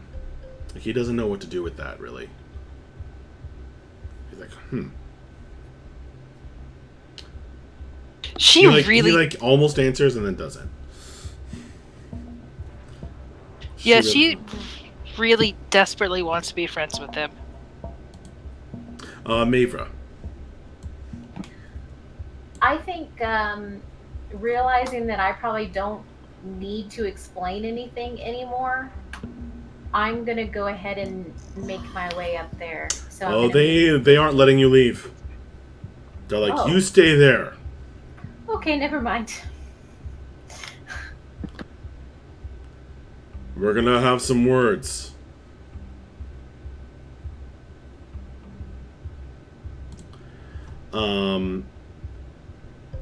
The guy in black armor kind of reaches down and lifts up the unconscious Bref with one hand. Yeah. Maybe one day he will be a good warrior. He's trying. If he It would help if he. It would help if he wasn't cursed. Yar. Are you going back to help Sezek? I'm going to assume I don't really know what's going on up on the hill yet. So to me, the most pressing matter is to go help what's going on with Bref. Okay. So Bref is unconscious. Yar's gonna. All right. Go ahead. Yeah. Yar's just gonna keep going up the hill because he wants to make sure everything's okay. Okay. All right. I think we can go out of rounds now. So, Bref is unconscious. The rest of you gather around, and you're able to take his unconscious body from the man in black armor.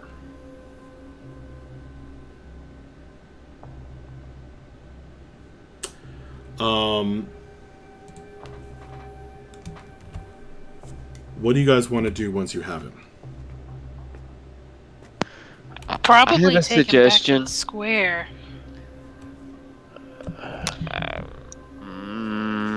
They're gonna lock him up. I'll tell you what I want to do with him.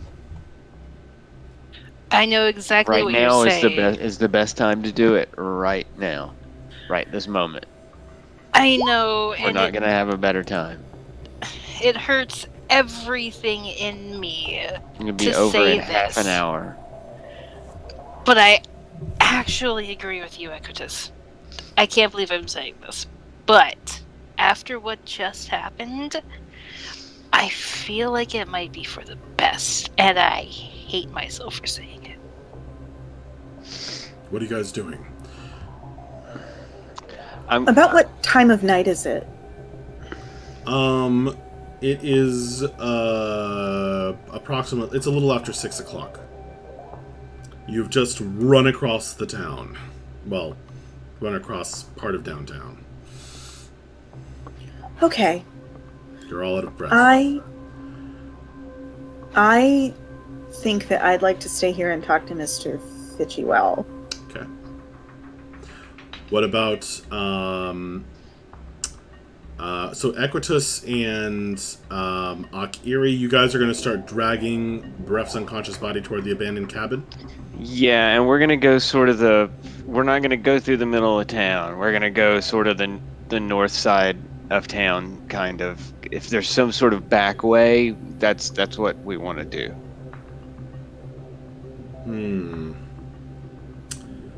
There isn't an obvious back way, depending on what you're asking about. Well, I don't want to get stopped by guards. Like hugging the lake. Well, maybe? there's a guard station over here that you can see some guards coming out of. Well, then I definitely want to go in the opposite direction of it. So. Okay, there's another one over here, which is also. Okay, then I'm thinking that we maybe should. We should hug the lake. Yeah, let's do that. Let's go. Okay. Yeah. Okay, so you guys gonna like clamber? There's no path that's like convenient. You can go into the marketplace. God, I wish I could make him invisible, but I can only make myself invisible. That's not true. Yeah. Is that not true? Let me look. I thought it's a touch spell, so Creature you touch, I can make him invisible for an hour. Yes. All right, I'm gonna touch Bref and go in some. The guy, when you start casting a spell, he draws his greatsword slightly out of the. It's okay. We're poofing him. Right, we just want to get him out of here safely. Hurry. All right, so the little shadows come out of my fingertips and they envelop him, and then he's invisible. For the first time since you swore your loyalty anew to the shadow, Equitus casts a spell.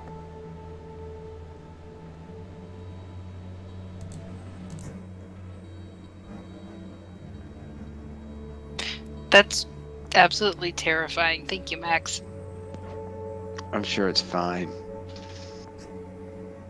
Thank you, my son.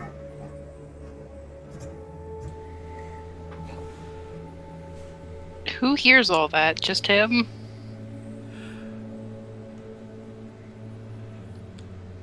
Make a religion check. Actually, make a wisdom check and add your level as well. As a cleric, your cleric level. Okay, so wisdom plus 4. 4. Yeah, we're level 4 now, aren't we? So 19.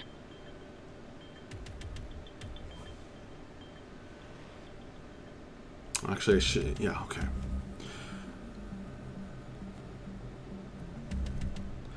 You hear it too, but very faintly.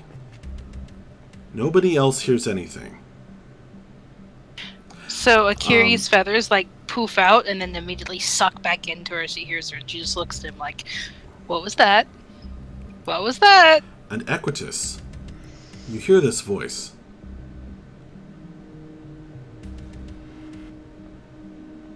And it sounds like it's just coming from inside your head and all around you. And you feel, when you cast the spell, it feels ever so slightly different than when you've used magic in the past. This magic that has become a part of you.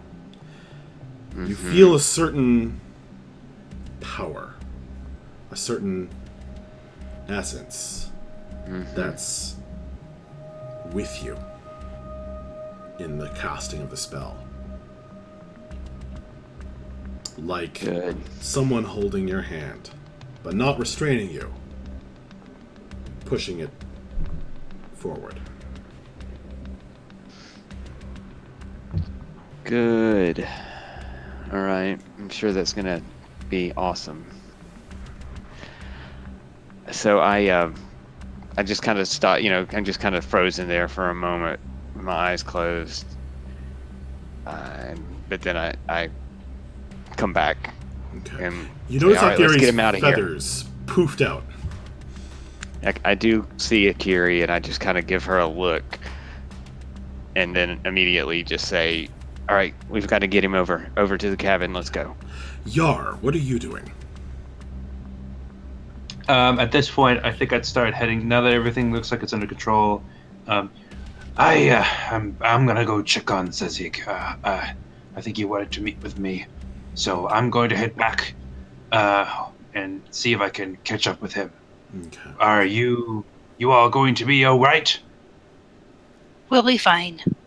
Thank you, though. At least I think we're gonna be fine. And she gives Equitas this almost dirty look, just like this. I don't know what to think about this. I'm very, very torn. Aye. All right then. So I'm just gonna head back to where Sezik was. Try and meet up with him. All right, so Mavra is trying to follow mysterious armored man whose name is in my notes. In to talk to Ramak. Fitzywell. Ramak, wasn't it? Yeah, Ramak. Yes, thank you. It's right here somewhere. Yar is going back down the hill, hustling back to this conversation that's happening over here. Meanwhile, Aquitus and Akiri are carrying an invisible, unconscious man who's a lot heavier than they are. Why did we get the Claire? Down the hill toward the lake, and people are giving you guys weird looks. You're kind of aware that there are ranks of Arkangard heading up the hill toward where you were, but you are at the moment, you are kind of getting away from them. You're not going toward any of them at the moment.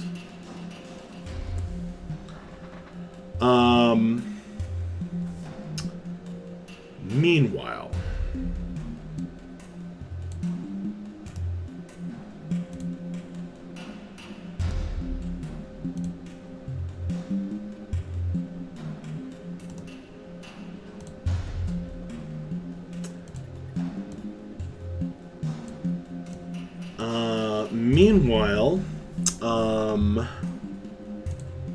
up by the governor's mansion, a dwarf wearing a uniform of the Arkangard has kind of come up to the front. He's not the guy with the red feather in his cap, who's still making his way over. But this dwarf is kind of looking around, and he's like, "You," and he points at Mavra. "What's the situation, ma'am?" Well, I think it's under control now. But we had a friend who was cursed, who was trying to kill someone, but he stopped for the moment. Would I be able to see Mavra at any point from where I was? Not really, no. Oh, okay. You're All right. very far apart. Okay.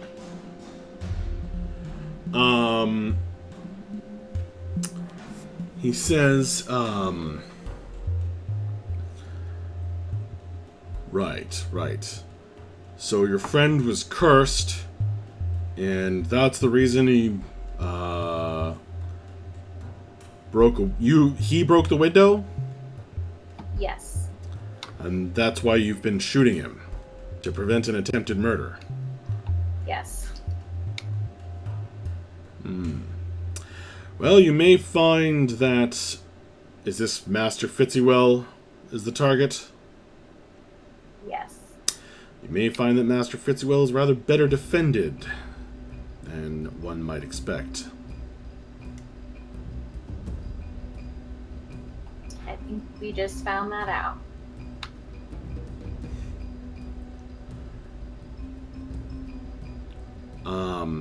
He says, we don't take kindly, ma'am, to strangers showing up at our town and waving weapons around, breaking windows and scaring children and such like. I understand, though that was not our intention. Right. He looks at the three of you. And then turns and salutes. Captain. A human male has made his way through the ranked up soldiers.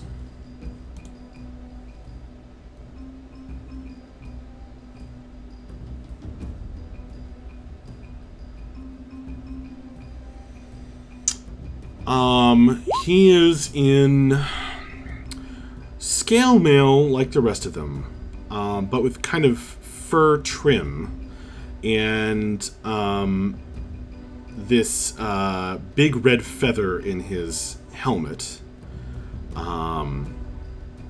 And he seems, it all overall seems rather high quality.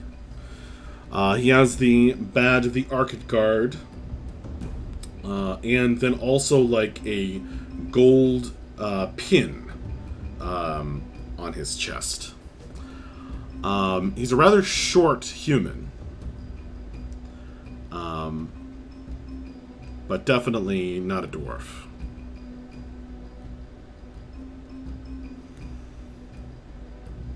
And he looks around. He says, Lieutenant, I thought we'd had enough of these incidents. The dwarf you've been speaking to says, I thought so too, sir. But this lady here says that was another one of these, was some kind of curse on her friend, made him go after the Fitzywell. Just like the orcs and the creatures have been shouting about. The guy turns, kind of looks at you straight on for the first time. And he takes off his helmet. He's slender, wiry, stands about 5'1". He looks to be around 40, but a far more aged 40 than our good friend in the game.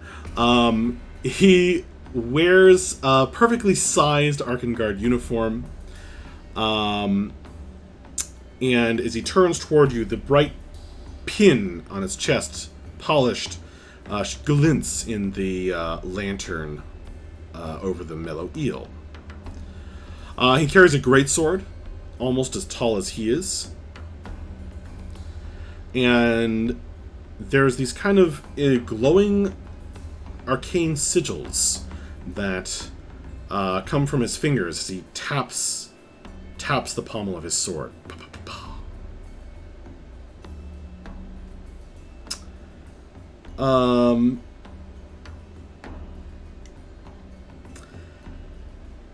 He has black hair, obviously dyed, and it's combed with some kind of product to a side part that curls over half his face in a perfectly straight line.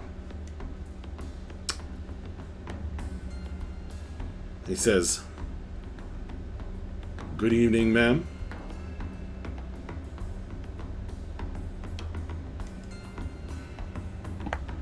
Good evening. I am Captain Gerald Ogden of the Arkan Guard. Who might you be? Mavra. Just Mavra. Just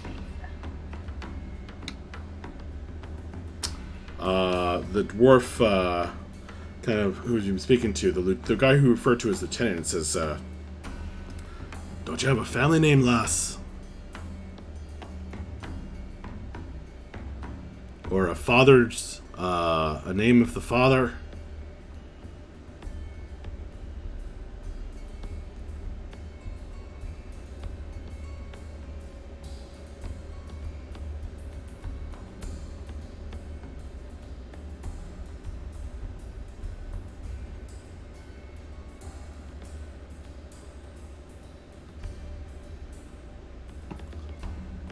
I'm from Deldum, if that's what you need to know. Aye, so are we all.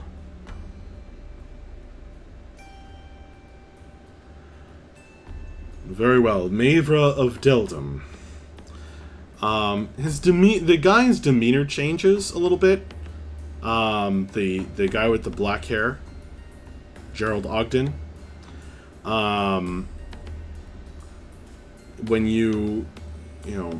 When you don't kind of give a heritage, a father's name or a family name.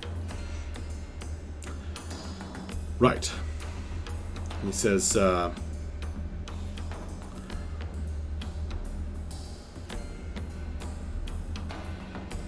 well, this is an unfortunate business. We do not allow such goings-on in our town. He turns and he says, "Lieutenant, toss them in the dungeons to cool off, please. What? And we'll deal with this better in the morning." It's a good thing we ran. Sezig is coming swooping in.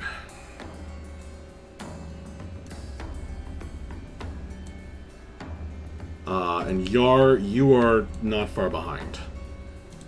You can actually hear the conversation now. Okay? Okay.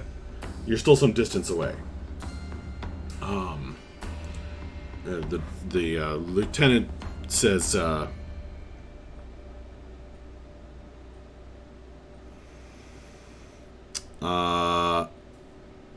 right. What about the rest of them? And the guy with the Gerald Ogden says, Captain Ogden says, "Round them up, of course. We need everyone to cool off. Make sure they've been disarmed. You know the drill. A night in the dungeons won't do anyone any harm." And he turns and starts walking away. Sezig comes swooping in. He says, "Ah, Sir Knight." Captain Ogden kind of nods.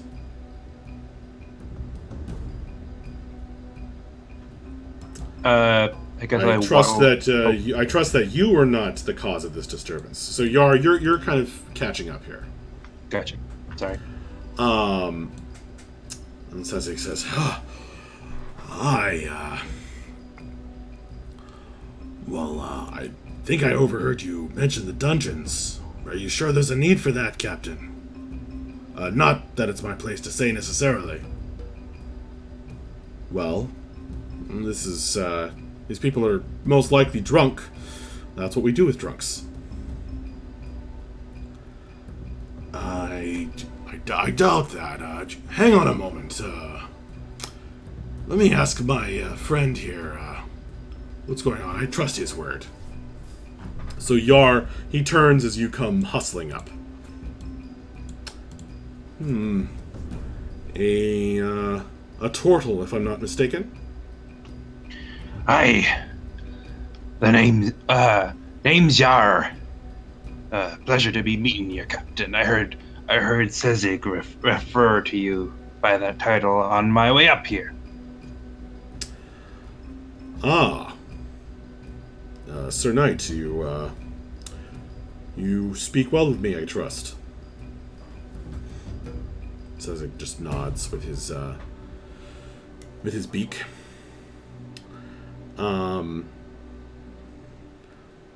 Yes. So, Sir Knight, this turtle, Yar, was it? Aye. You trust his word? Sezig looks at you and says, that I do. He had my back in a recent quest. I think we would do well, Captain, to listen to what he has to say before making a decision. Well, are you drunk, Mr. Turtle? No, though, after the events of tonight, I might consider it. But, I must, but in regards just to what's been going on here, the, party of adventurers that I've been, spending some time with had one of their members under the influence of a Geist spell, and we were attempting to find a solution with the local librarian to remove the curse so that he would not carry out the task that was being placed upon him. As we were discussing, he escaped from us, and we all chased him down to prevent him from carrying out the task the curse was laying on him, which was to murder an innocent person. So that is why we all rushed out of the Mellow Eel Tavern, because we wanted to stop him without killing him before he did any damage. Fortunately, by the time we caught up to him, it seems that he was not neutralized. Sorry, it's too harsh a word. He was rendered unconscious and is no longer at the moment a threat. My understanding is the others are working on, once again, now that he is under control, working on removing the curse, as was our previous intent. He looks over at Sir Lagaduke. You vouch for this story? Well, I vouch for Yar. The story matches what I've observed, certainly. Good captain. I think the disturbance has been dealt with, and we can all enjoy a quiet night. Yes, well, perhaps I was too hasty, good Sir Knight, in recommending the dungeons. Carry on, and Lieutenant, make sure these people pay the innkeep for the damages. We can't afford to be any further disturbances. And you know the rest. Good evening, ma'am. He nods at the three ladies. His gaze lingers a bit extra on Krim, but turns away and heads back to the headquarters where he came. The guards begin to file away. The dwarf says, right, let's go in and speak with Drogo then. Aye, that sounds about right. Okay. Drogo Evans takes a bit of calming down. if you guys are going along with this. You are also able to pick up your weapons that you dropped, Mavra. And Drogo is understandably freaking out. And demands that you replace the window and shutters. And Mabra and I are at this point, and Krim would be with him, right? And Cordy. Okay. And Cordy, okay. Cordy's like, but it's better with the outside air. But lass, still is. We broke something that didn't belong to us, and we must. Quite repay right, what we've says Drogo. Quite right. He fans himself. Despite the winter air. Now. We were trying to prevent this from happening, but clearly it didn't work. So, how much be asking for will it be to repair the window and the curtain? He says, well, the shutter, the curtain, the window, all of it together, it's quite a shocking turn of events. I think we are looking at 50 pieces of gold. What kind of wood do they make this out of? Hand-blown glass. Can I make an insight check to see if he's being honest with us? Yeah.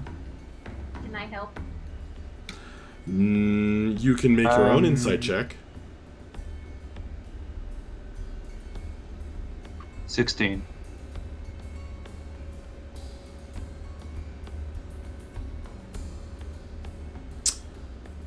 You both can tell he is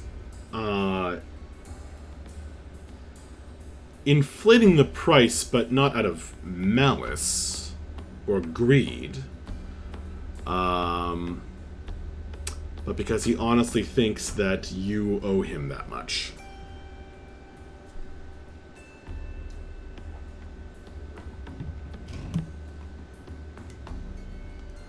He says that includes an additional charge for the disruption to the tavern business.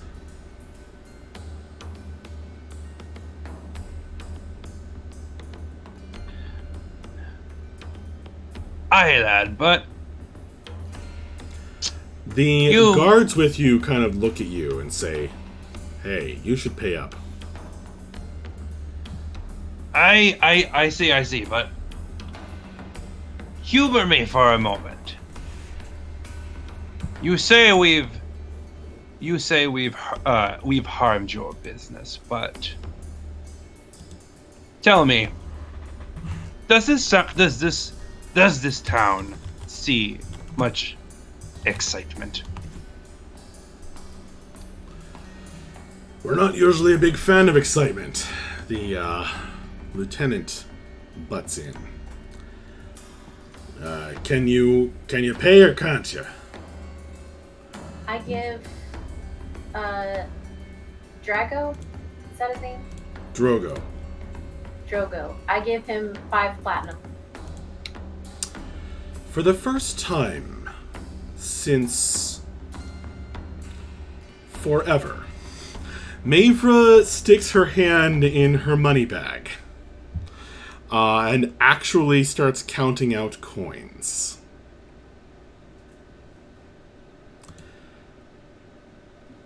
You stick your hand in. That's strange. You definitely paid out a hefty sum for that potion from the dragon's gold that you acquired back from the Horde.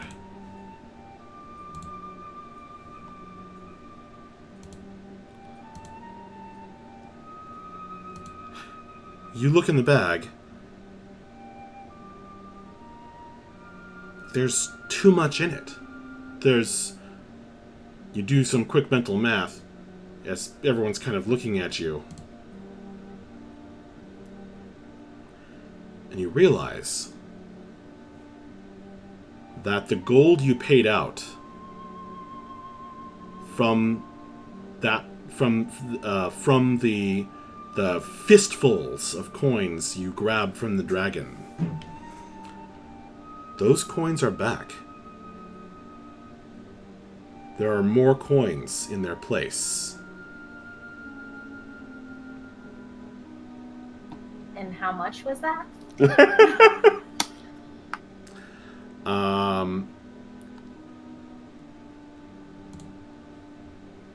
Just a second.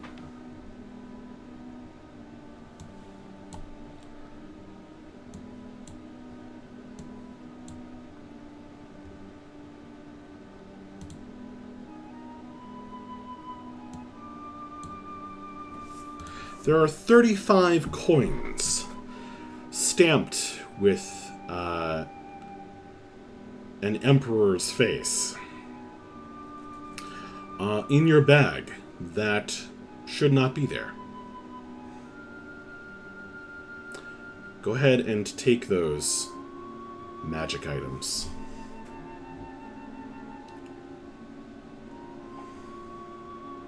You right-click and take the cards.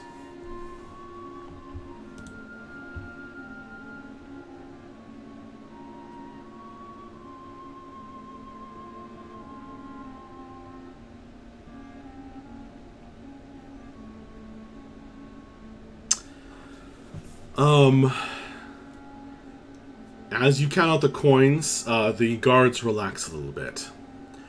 The lieutenant turns to you and says, I'm afraid there's also a additional fees to be levied for disturbing the peace. If you can pay those now, we'll get it taken care of. But we need to go over to the Arkangard station and get the paperwork done for that. Can I do an insight check to see if we're getting shaken down right now? Certainly.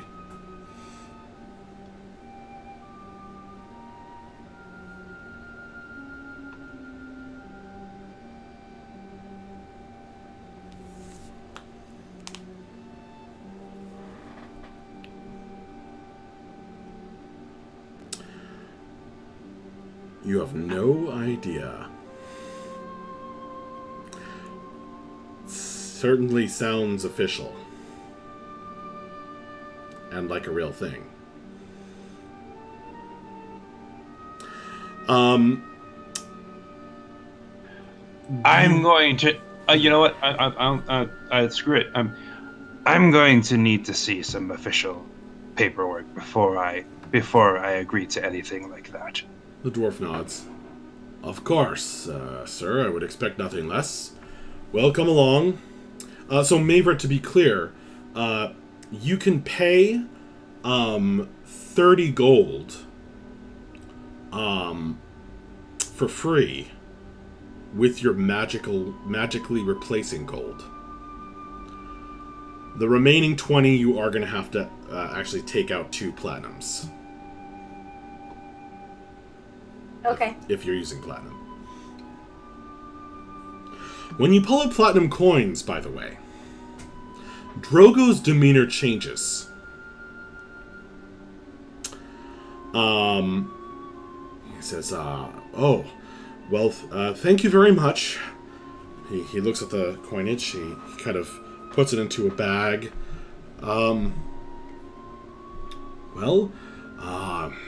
That squares us. That squares us. I admit I was a bit. I've been a bit distraught. This is not acceptable behavior in the tavern. But we'll get that fixed up, and if you can promise me that this will never happen again, you will be welcome back. Provisionally.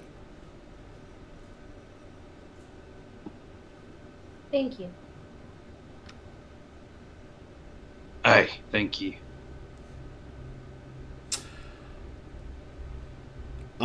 You guys go to the Arkangard HQ. They fill out some paperwork. They're going to charge you a fee for disturbing the peace. Okay. Which will be 10 gold pieces.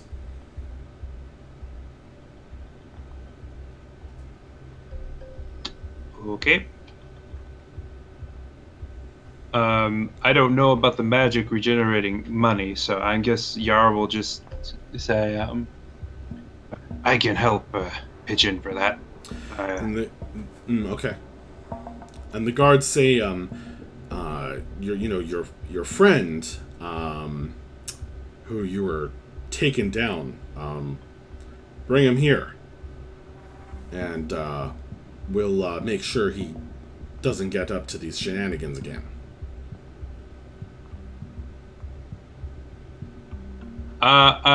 Yara's gonna look to Maver for this one because this is. I mean, wait. She doesn't know, right? You guys don't really know what's going on with Bref. You don't know what happened in the aftermath. Yar does know. Yar knows where everyone was going, but Maver does not. Okay. I'm gonna look at Yar with a look.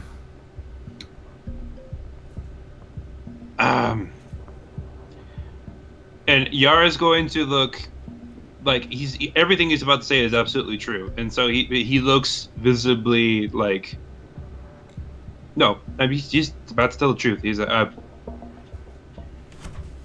afraid that, well, not afraid, but that's not going to be necessary any longer, as the others are currently removing the curse as we speak.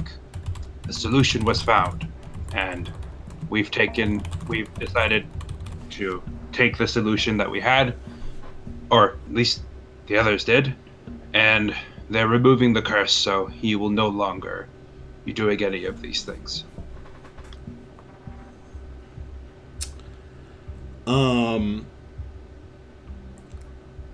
Well, that's all very well and good, says the dwarf, but all the same, we'd like to make sure, maybe have him looked over by a doctor. Well, regardless of what, we need to have the curse removed first. Either way, because otherwise, if we have him here, and it has not been removed, he won't be safe. He's looking very skeptical. I'll tell you what. If you can get your knight friend of the Sword Wings to take responsibility for that, we'll accept it and won't pursue the matter any further. Do I know where Sezig is? Sezig, while you guys were talking with Drogo, went to the bar and ordered a bottle of wine.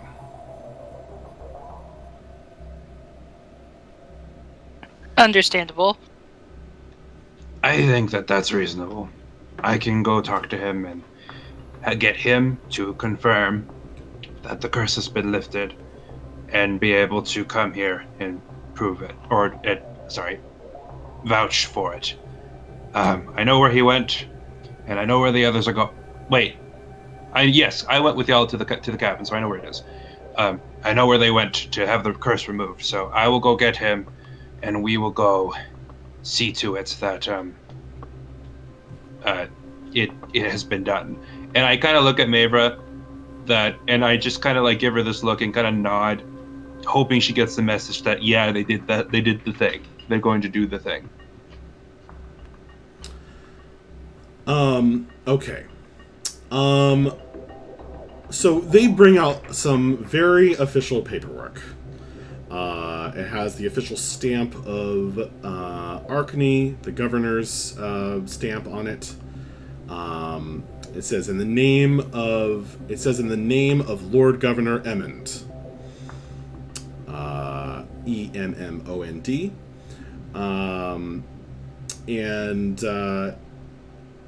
You are hereby fined for disturbing the peace, etc. It takes down your names.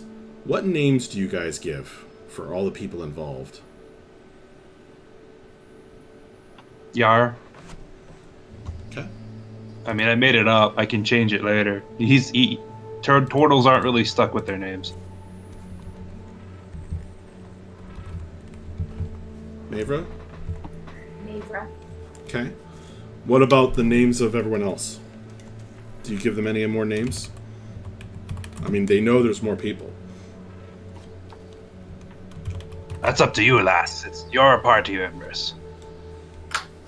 Yeah, if I don't have to, I'm not going to. Well, we'd like to not have to fine you separately.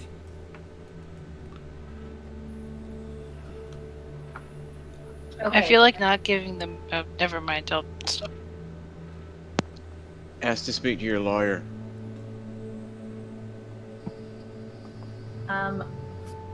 I give them fake names. Okay. You're not super good at lying, right?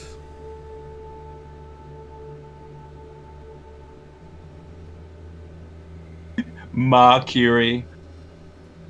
Della. You give him some fake names and they raise eyebrows, but Scrim. they don't call you on it. But you can tell that they know. Mushroom Girl.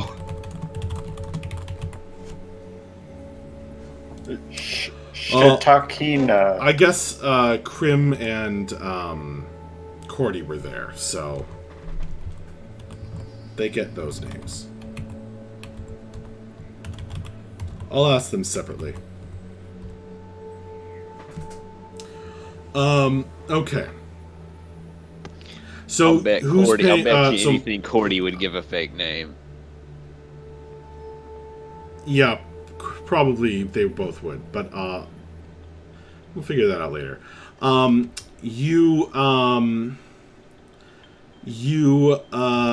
Okay. Between the two of you, you pay the fee. So figure that out. Who's paying Yeah. how What was much? it again? 10 10 gold gold. total, which is extremely steep. Aye, lass, I can help, but I don't think I could pay if I paid the whole thing, I'd be out almost all my money. I can pay Then some- we'd have to charge you for vagrancy, so I wouldn't advise that, sir. Sleeping on the Right. street, no money. Right. Okay.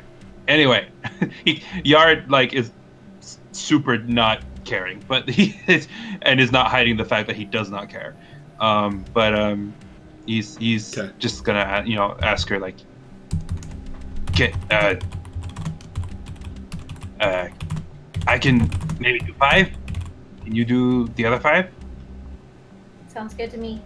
Okay. Maver, you find that the gold hasn't regenerated yet.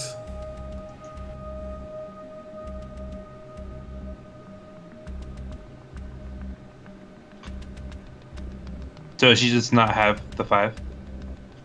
Well, she No, I has still have 5. she has regular money, but the magical dragon horde money is not regenerated. Should I give one of these cards back? Nope. You need to hang on to those, my friend. Okay. All right, I slot down the 5 gold. I do too. Okay. They collect the fee, you guys sign some papers, and they release you. Meanwhile... I'm just go trying to ahead. imagine Yar signing papers with a tiny pen with his giant turtle. claws, yeah. You do that. Actually, I skipped over a little bit with you got Sezig to vouch for the removal of the curse. Right. I assumed. Oh, okay. I'm sorry. I assumed I needed to go get him to come with me to go check on it. That's basically what's happening now. Okay. Okay. So you guys go and talk to Sezig Lagaduke at the bar, and he says, "Oh, I guess there's more to this then. Sure, I'll come with you." I'm sorry for all the trouble, my friend.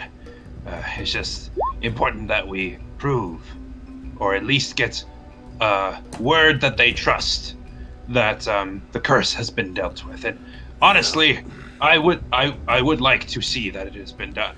He slightly drunkenly slaps you on the shoulder, which you barely feel. Armed as you are. Shoulder.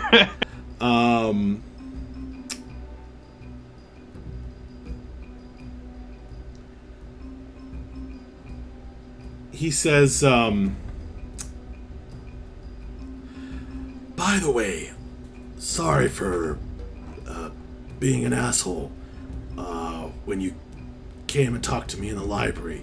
You know how I am about research and such like." Think nothing of it, lad. I was being a bit loud, and I know with libraries you're supposed to keep things down. Still getting used to the concept, you know. Yeah, you know me. I'm always like, "Yarr!" So everywhere I go. Yar indeed. Let's go rescue your friends, or whatever we're doing. Follow me. I know where they went. All right. And I lead Mr. Raspy Voice to the cabin. Okay. Now, while all this has been going on,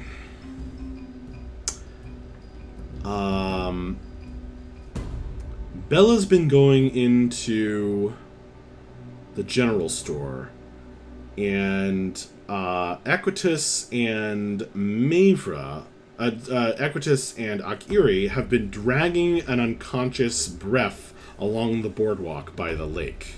It's like a reverse Weekend at Bernie's. So you guys are holding this invisible person, and there's this like thunk, thunk, thunk sound as his feet like drag along the gaps between the boards of the walkway. And it's slow going. So Understandable. Because apparently we decided it was a good idea. Guys, yeah. You guys pass through the darkened marketplace where they're mostly all closed up. People give you weird looks. You pass the barber. You pass the Whistling Stone, where there is in fact a stone hung out front that seems to make a soft sound.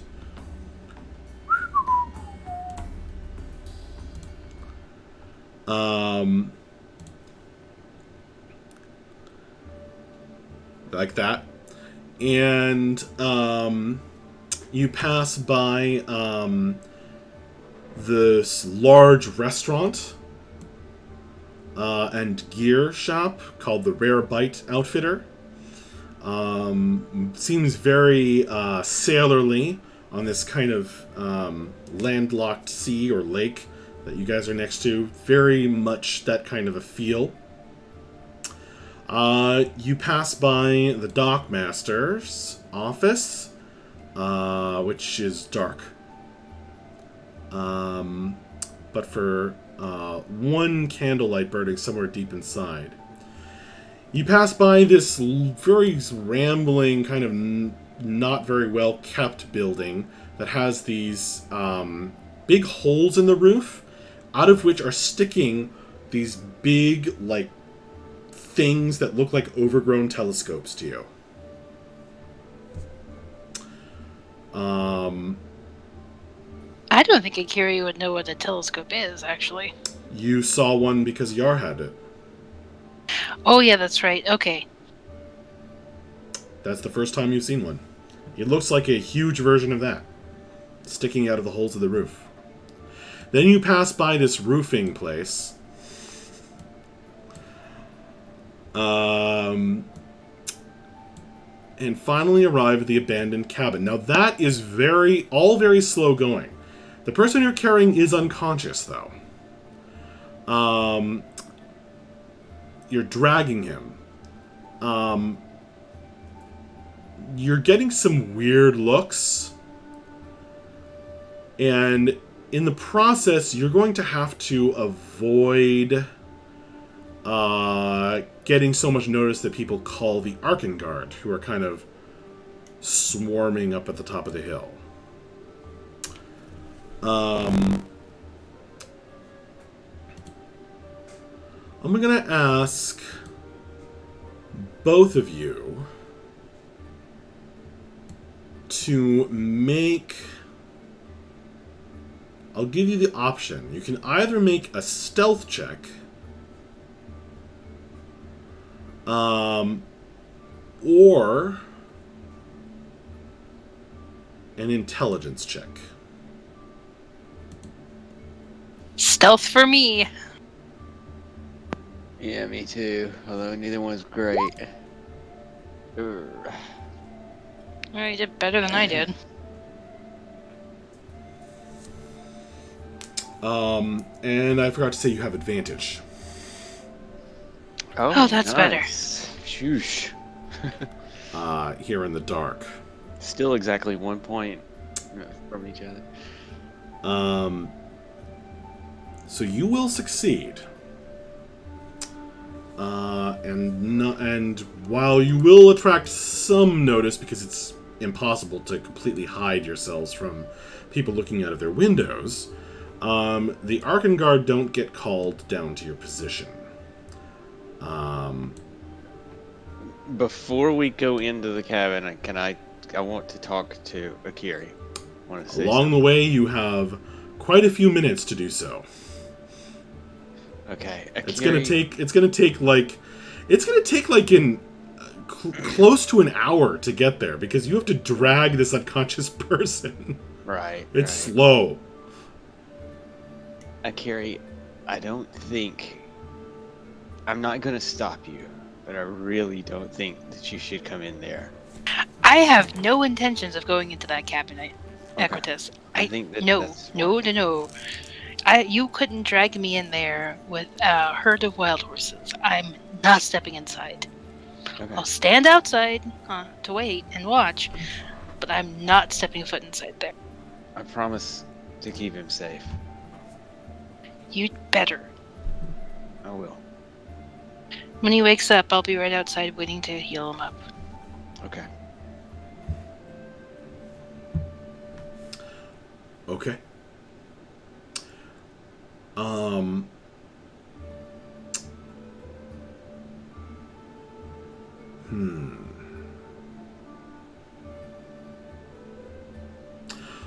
Let's go to Bella. Hooray! So Bella, you are following Hramak. And he turns and he says,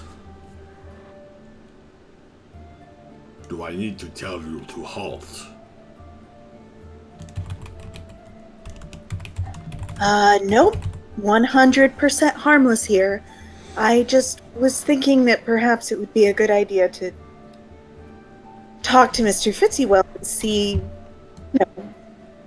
if there's anything that we can do to help. We're professional adventurers, and I know that some of my friends were here earlier, but I also know that some of my other friends were trying to murder him, and so I thought maybe I could tip the balances a little more in favor of the not murdering side of the party. He looks from side to side as the feet come tramping up the hill.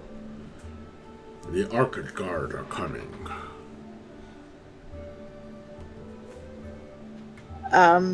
Okay. I don't have any problem with them. I will have to answer their questions, and so will you. I'm all right with that. All right. Good.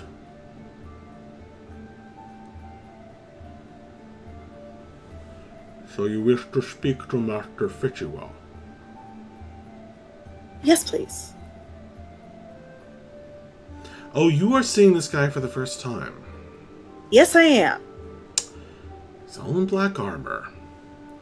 He has bandages over every exposed part of him. He has strangely reflective eyes, and they're a weird shape, big, and his face under the bandages and in a deep hood seems like it's weirdly shaped as well. Go ahead and make a perception roll in the moonlight and with dark vision.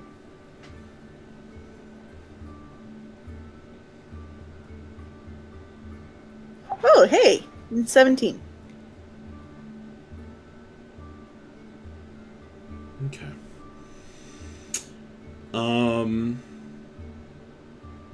He definitely doesn't. He's definitely human-shaped, mostly humanoid-shaped. Sure. But he's definitely not human. And that weird accent, you can't quite place it. All right. Well. He says, yeah, go ahead. Oh, sorry. Okay. I say. I don't want to be rude, but I've noticed you have such an intriguing accent. Might I inquire as to where you hail from originally? No. Okay. Far away. Me too. Wildlands Farther really. than you. Well, that seems like an assumption. Yes. Okay. Well. You don't have an appointment to see Mr. Fitchywell, but I don't care. Thanks. I will take that as a compliment. If you make a threatening move, I will cut you down. Not unless he makes one first. He brings you inside the building. The shop is mostly closed down, it looks like, or from the outside. There isn't a single light burning. But when you come inside, there's a bunch of people. Right. The place where the blind people are. They are kind of browsing the shelves by feel. And guided by these little tinkling bells on strings that kind of crisscross the property. It's a one-story kind of wide building with a big atrium in the middle. Inside,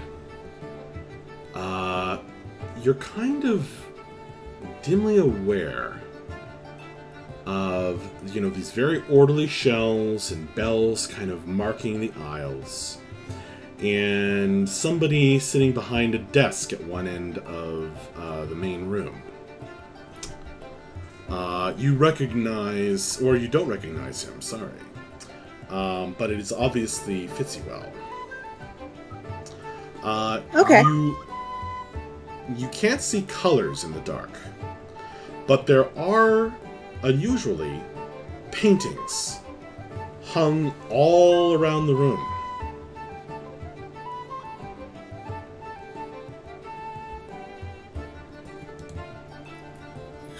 Alrighty. Well, I'm gonna go up to Mr. Fitchywell and introduce myself.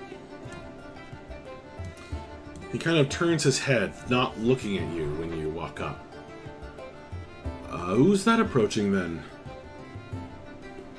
Hello. We haven't met before. I'm a visitor in town. She is I'm with a friend. that group that came to see you. Mr. Fitchywell, I have just stopped another attempted murderer. Oh. Yes, that he would says. be my friend Bref. He didn't mean it. He's normally very nice. Terrible But I business. feel like you are used to this at this point. I don't think one ever gets used to such a thing, he says. But, Well, no, I I'm- suppose not. I'm not fool enough to think that your friend entirely knows what he's doing, or intends me harm. Or rather, he does intend me harm, but it's not coming from him, perhaps? Maybe even more so in Bref's case than in most of the other people's that have been under a similar affliction. Two of your friends, a feathered one and a scaly one, I think, came by earlier, and they warned me about him. Yes, yes, that would be Akiri and Krim. Yeah, they're also in my group, and we're all. I'm sure that they gave you most of the information, but really, we're just trying to get the hang of what exactly is happening.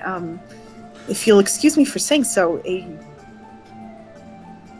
blind philanthropist normally isn't the target of convoluted magical murder plots. Well, you might be surprised. Being in any kind of business and giving anything away for free tends to make you enemies. I would like to insight check him. Sure. Okay. That's a 6. It's even harder to get a read on him than with a sighted person. Right. Okay. All right. He says, well, he says, Hramak, is there any light for our friend?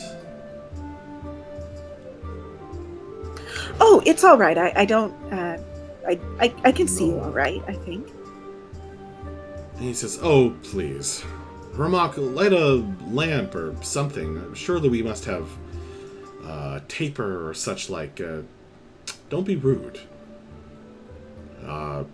Yes, there are some Arkangard coming to ask about the attack. I will give you a more full report later. That would be excellent. I think that this young lady has something to ask of me. And I'm fairly certain that I'll be safe with her, but I know you won't go far. No, I will stay close. Now's your chance. Take him out. Hramak lights a reed and sticks it in a metal thing that doesn't look very often used on the wall. The light spreads out over the shop, and you look up at the paintings, and your breath is taken away. Marvelous landscapes. You forget for just a moment that you're talking to this man, and you feel as though you could just walk into these paintings, swim in the rivers, climb the trees, stare out over the ocean vistas.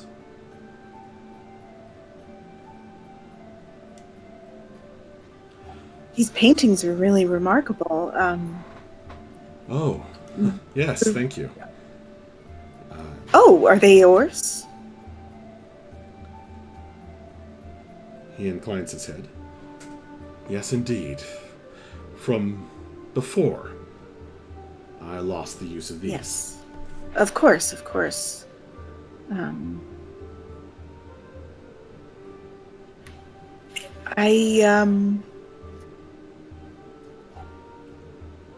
I can't help but think. You'll excuse me. I'm not trying to be rude. I'm just trying to get to the bottom of things. You say that whenever you're giving anything away for free, you tend to make a number of enemies, but you also don't seem like you know who those people might be.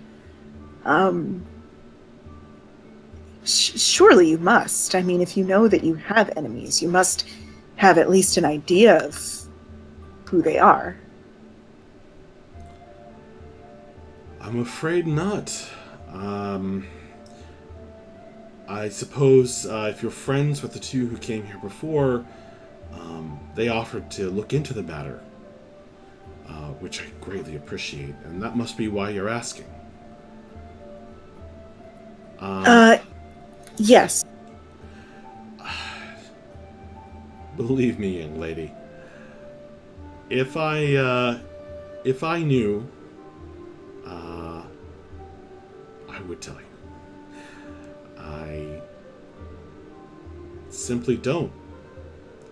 It could be a disgruntled business partner. It could be someone that I knew long ago. But this kind of indirect manner of coming on the attack, it makes me very uncomfortable and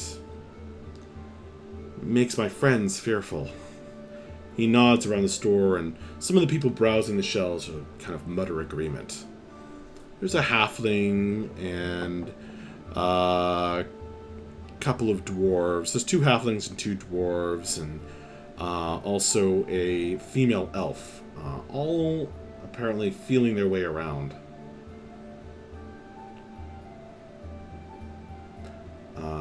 Either browsing, and some of them are like kind of look like they're winding a spindle.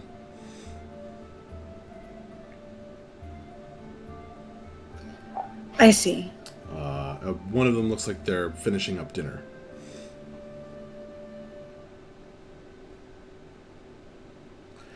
He says, it's terrible, but it's such a strange thing.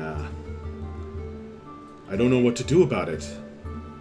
Honestly, I'd love to question your friend, if he has some idea of who did this to him. It's not like I've been talking to the orcs or the things that come out of the lake. The things that come out of the lake? Yes, something came out of the lake. They said it had tentacles and scales, and it was all some kind of monstrosity, and tried to climb up to, to my home here. But the Arkengard took care of that. Hralmok didn't have to get involved. Thank goodness. This seems like quite a persistent curse that affects a great number of things. Yes, I suppose so. Again, sir, I don't want to be rude, and I don't mean to offend you. But nevertheless, my father my father is fond of quoting himself, and he always used to say that the only true darkness was a lack of knowledge, and the only true light a desire to understand. I find it surprising that having your life be in such danger, you wouldn't seek to enlighten yourself.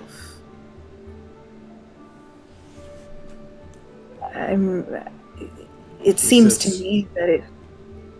Yes? What's your father's name?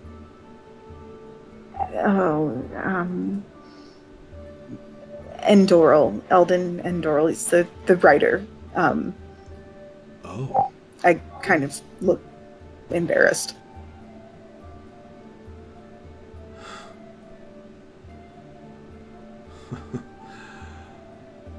Well then. That isn't that interesting.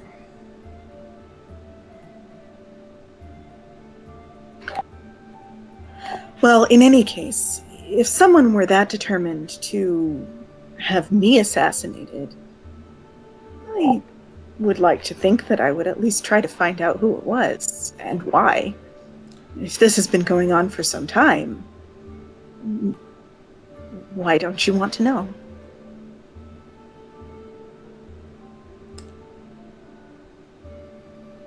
Why do you imply that I don't want to know? Well, Miss Endoral.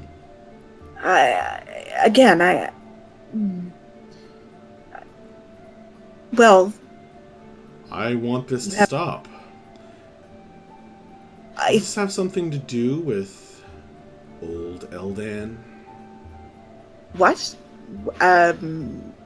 No, I don't know why it would. I haven't spoken with my father. You mean to tell me that the daughter of one of the great bards walks in here and has no idea what's going on?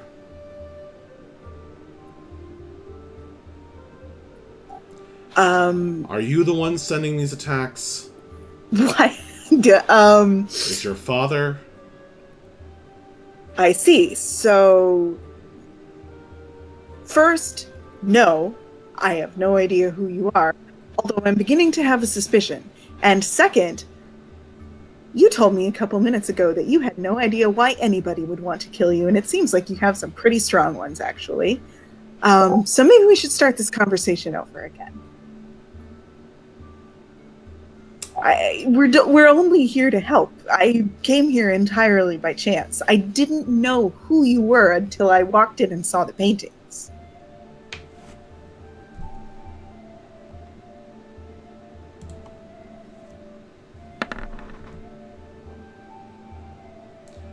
I believe you. Sorry. That was rude of me. No, not at all. It's been stressful. I don't have the means to hire an investigator, or rather, I have hired an investigator, and I don't have the means to hire another. Who did you hire, if I may ask? Is it only Haramak? No, Haramak is my bodyguard, nothing more. Good Haramak. And as you're speaking, you can hear him talking to a bunch of the Arkan Guard outside who have showed up. And it kind of sounds like Haramak is giving them the brush off. Like, nobody's still here. There's no one for you to interrogate, says Haramak.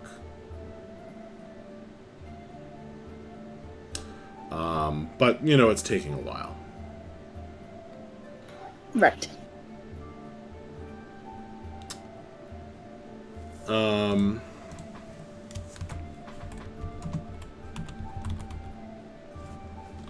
He says, Gwynel, of the All Eyes Detective Agency. She's been on the case ever since the second attack a month ago. Right. Draining my funds, not yielding results. Not that I can blame her. It's a very strange and, dare I say, wicked thing to do. It seems like an awful lot of trouble for someone to go to. I mean, if someone wants you dead that badly, why Well, not who just cursed come your in? friend? Well, I mean, they said That's- it was something by the side of the road, I think. that's precisely it. We don't know. You don't know. I mean, the thing is, there was a there was this magical symbol on a signpost on the side of the road. No reason to, well, honestly, no reason to even think it was magical. No reason to touch it or not to touch it. It just looked like a piece of graffiti. And when my friend touched his hand to it, it transferred itself onto his skin, and that's how he got the curse. Which, again, seems to me a pretty convoluted way to try and kill you. I mean, It's a wild nobody might story. want. What's that? I agree. It's strange, stretches the limits of the possible. It's not, like I said, I haven't had the opportunity to ask any questions about it. Your friends described the sigil to me. It didn't mean anything to me. I don't know what to make of it. Right. I mean, on the one hand, I think that this might actually help us, because it seems to me that the person who wants you dead would be someone not only of significant magical ability, but of pretty bizarre magical ability. Yes. So far, we've been talking to many, almost every powerful magic user we found, and nobody has even heard of this method of casting the spell. That's troubling. Perhaps that's why Gwendolyn's not having any luck. Indeed.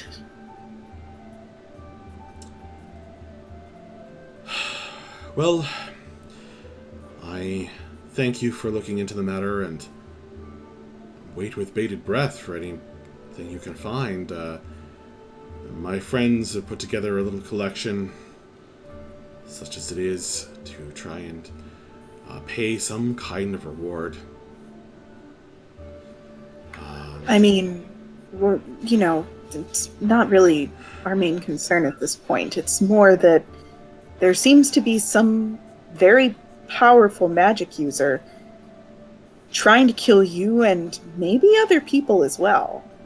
And I don't think that having random items of graffiti scattered around the world that turn people into insatiable murderers is really the kind of world I want to live in. You're a good person. Much like your I father. don't know if not wanting to be surrounded by murderers makes me a good person, but I'll take it. Pragmatic, too. Not like my father. How is he? He's doing well. Still kicking, He's- then. Oh, yes, very much so. Not really writing as much anymore, but still some. Well, since the fall of the Empire, I suppose we are all in a bit of the Dark Ages, if you will. It's been 200 years. And people have less and less time for the arts. Well, regardless, Sad, isn't it? it is. But this town seems to be flourishing. So you've become an adventurer. Yes, not on purpose. I wish you much luck, especially in my case. Well, And, we'll certainly do our best. remember me to your father. I'll let him know that I ran into you. I don't know when he comes by this way, but you know how he is. He's sort of all over the place. He might make a visit, Tell him. especially if he knew that there was a friend here. Tell him Marius, former bard of painting, wishes him well. Sends his regards. I'll let him know in my next letter where to find you.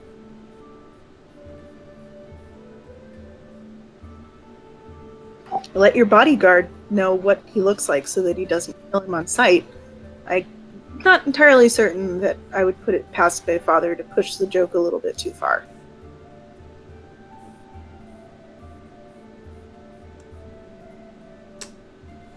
That makes sense. You are an interesting person, Miss Enderall. Thank you. I hope you'll come by for another chat again soon. I'll make a point of it, especially since I'm in the middle of solving your future murder. Especially since that.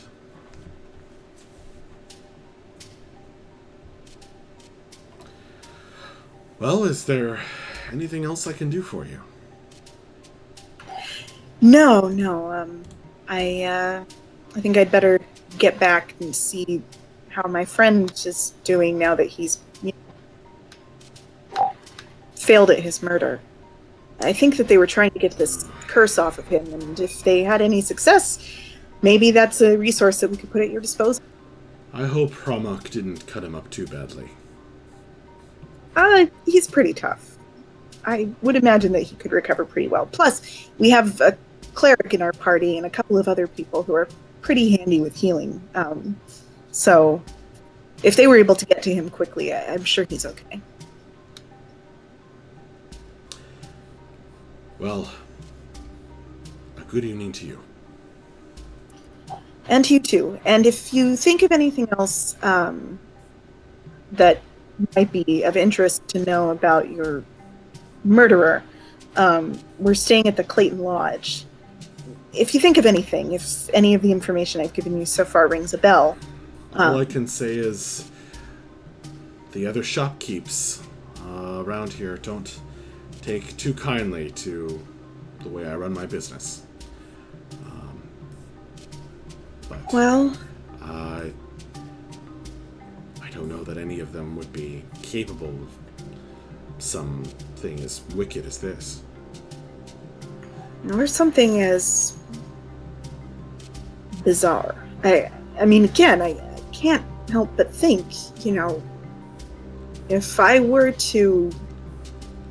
a shopkeeper who hated you, why wouldn't I just walk over here and stab you in your sleep, for example? Why would I go to the trouble of traveling miles and miles from home just to run the chance that sometime, maybe next week or maybe years from now, somebody would touch a sigil and get the idea in their head that they wanted to do away with you? That is strange. It suggests that they don't want to be found out. Maybe. Or maybe it's a clue. But regardless, once Maybe it's a clue. we've gotten the curse off of Bref, I'll bring him past here so that you can talk to him. Maybe he'll have... Well, insight isn't exactly the word that I would use for Bref. Maybe but don't bring him around. I think Hramok might defend me rather vigorously. all right. Well, I'll leave him then. Maybe I'll bring Aquitus if he can be trusted to. He's all right. He's just not always the most polite. But we'll see if we can get to the bottom of this with all of our heads put together. From that honor name, is your friend a tiefling? Yes.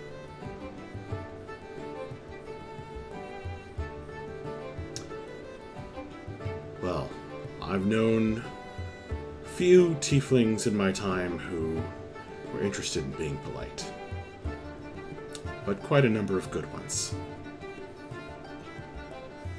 That's how I would describe him, yes. Very decent person, but manners leave something to be desired. But ultimately, he'll do the right thing. And he's a lot more... I think that he would be able to explain the situation better than Bref would.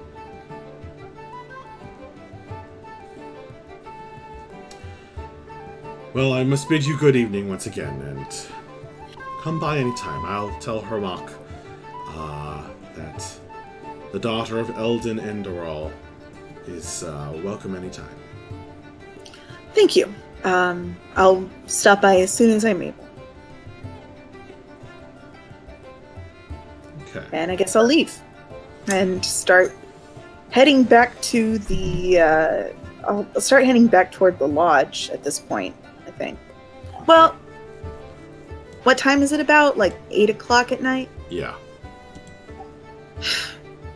Yeah, I'll head back to the lodge. But I'll swing past the library to see if it's still... Okay.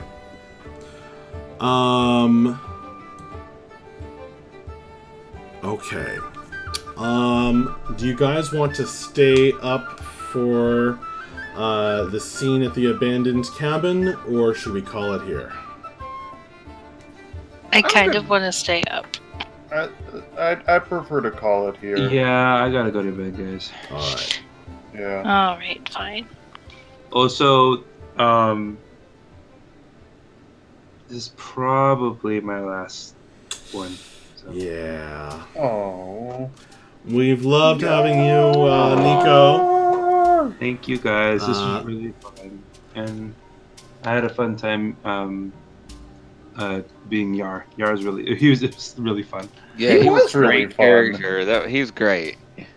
And all of y'all are really cool. I like all of your characters. Like all of you are really, really neat, and I love how you've got such a cool range here. But this was super fun.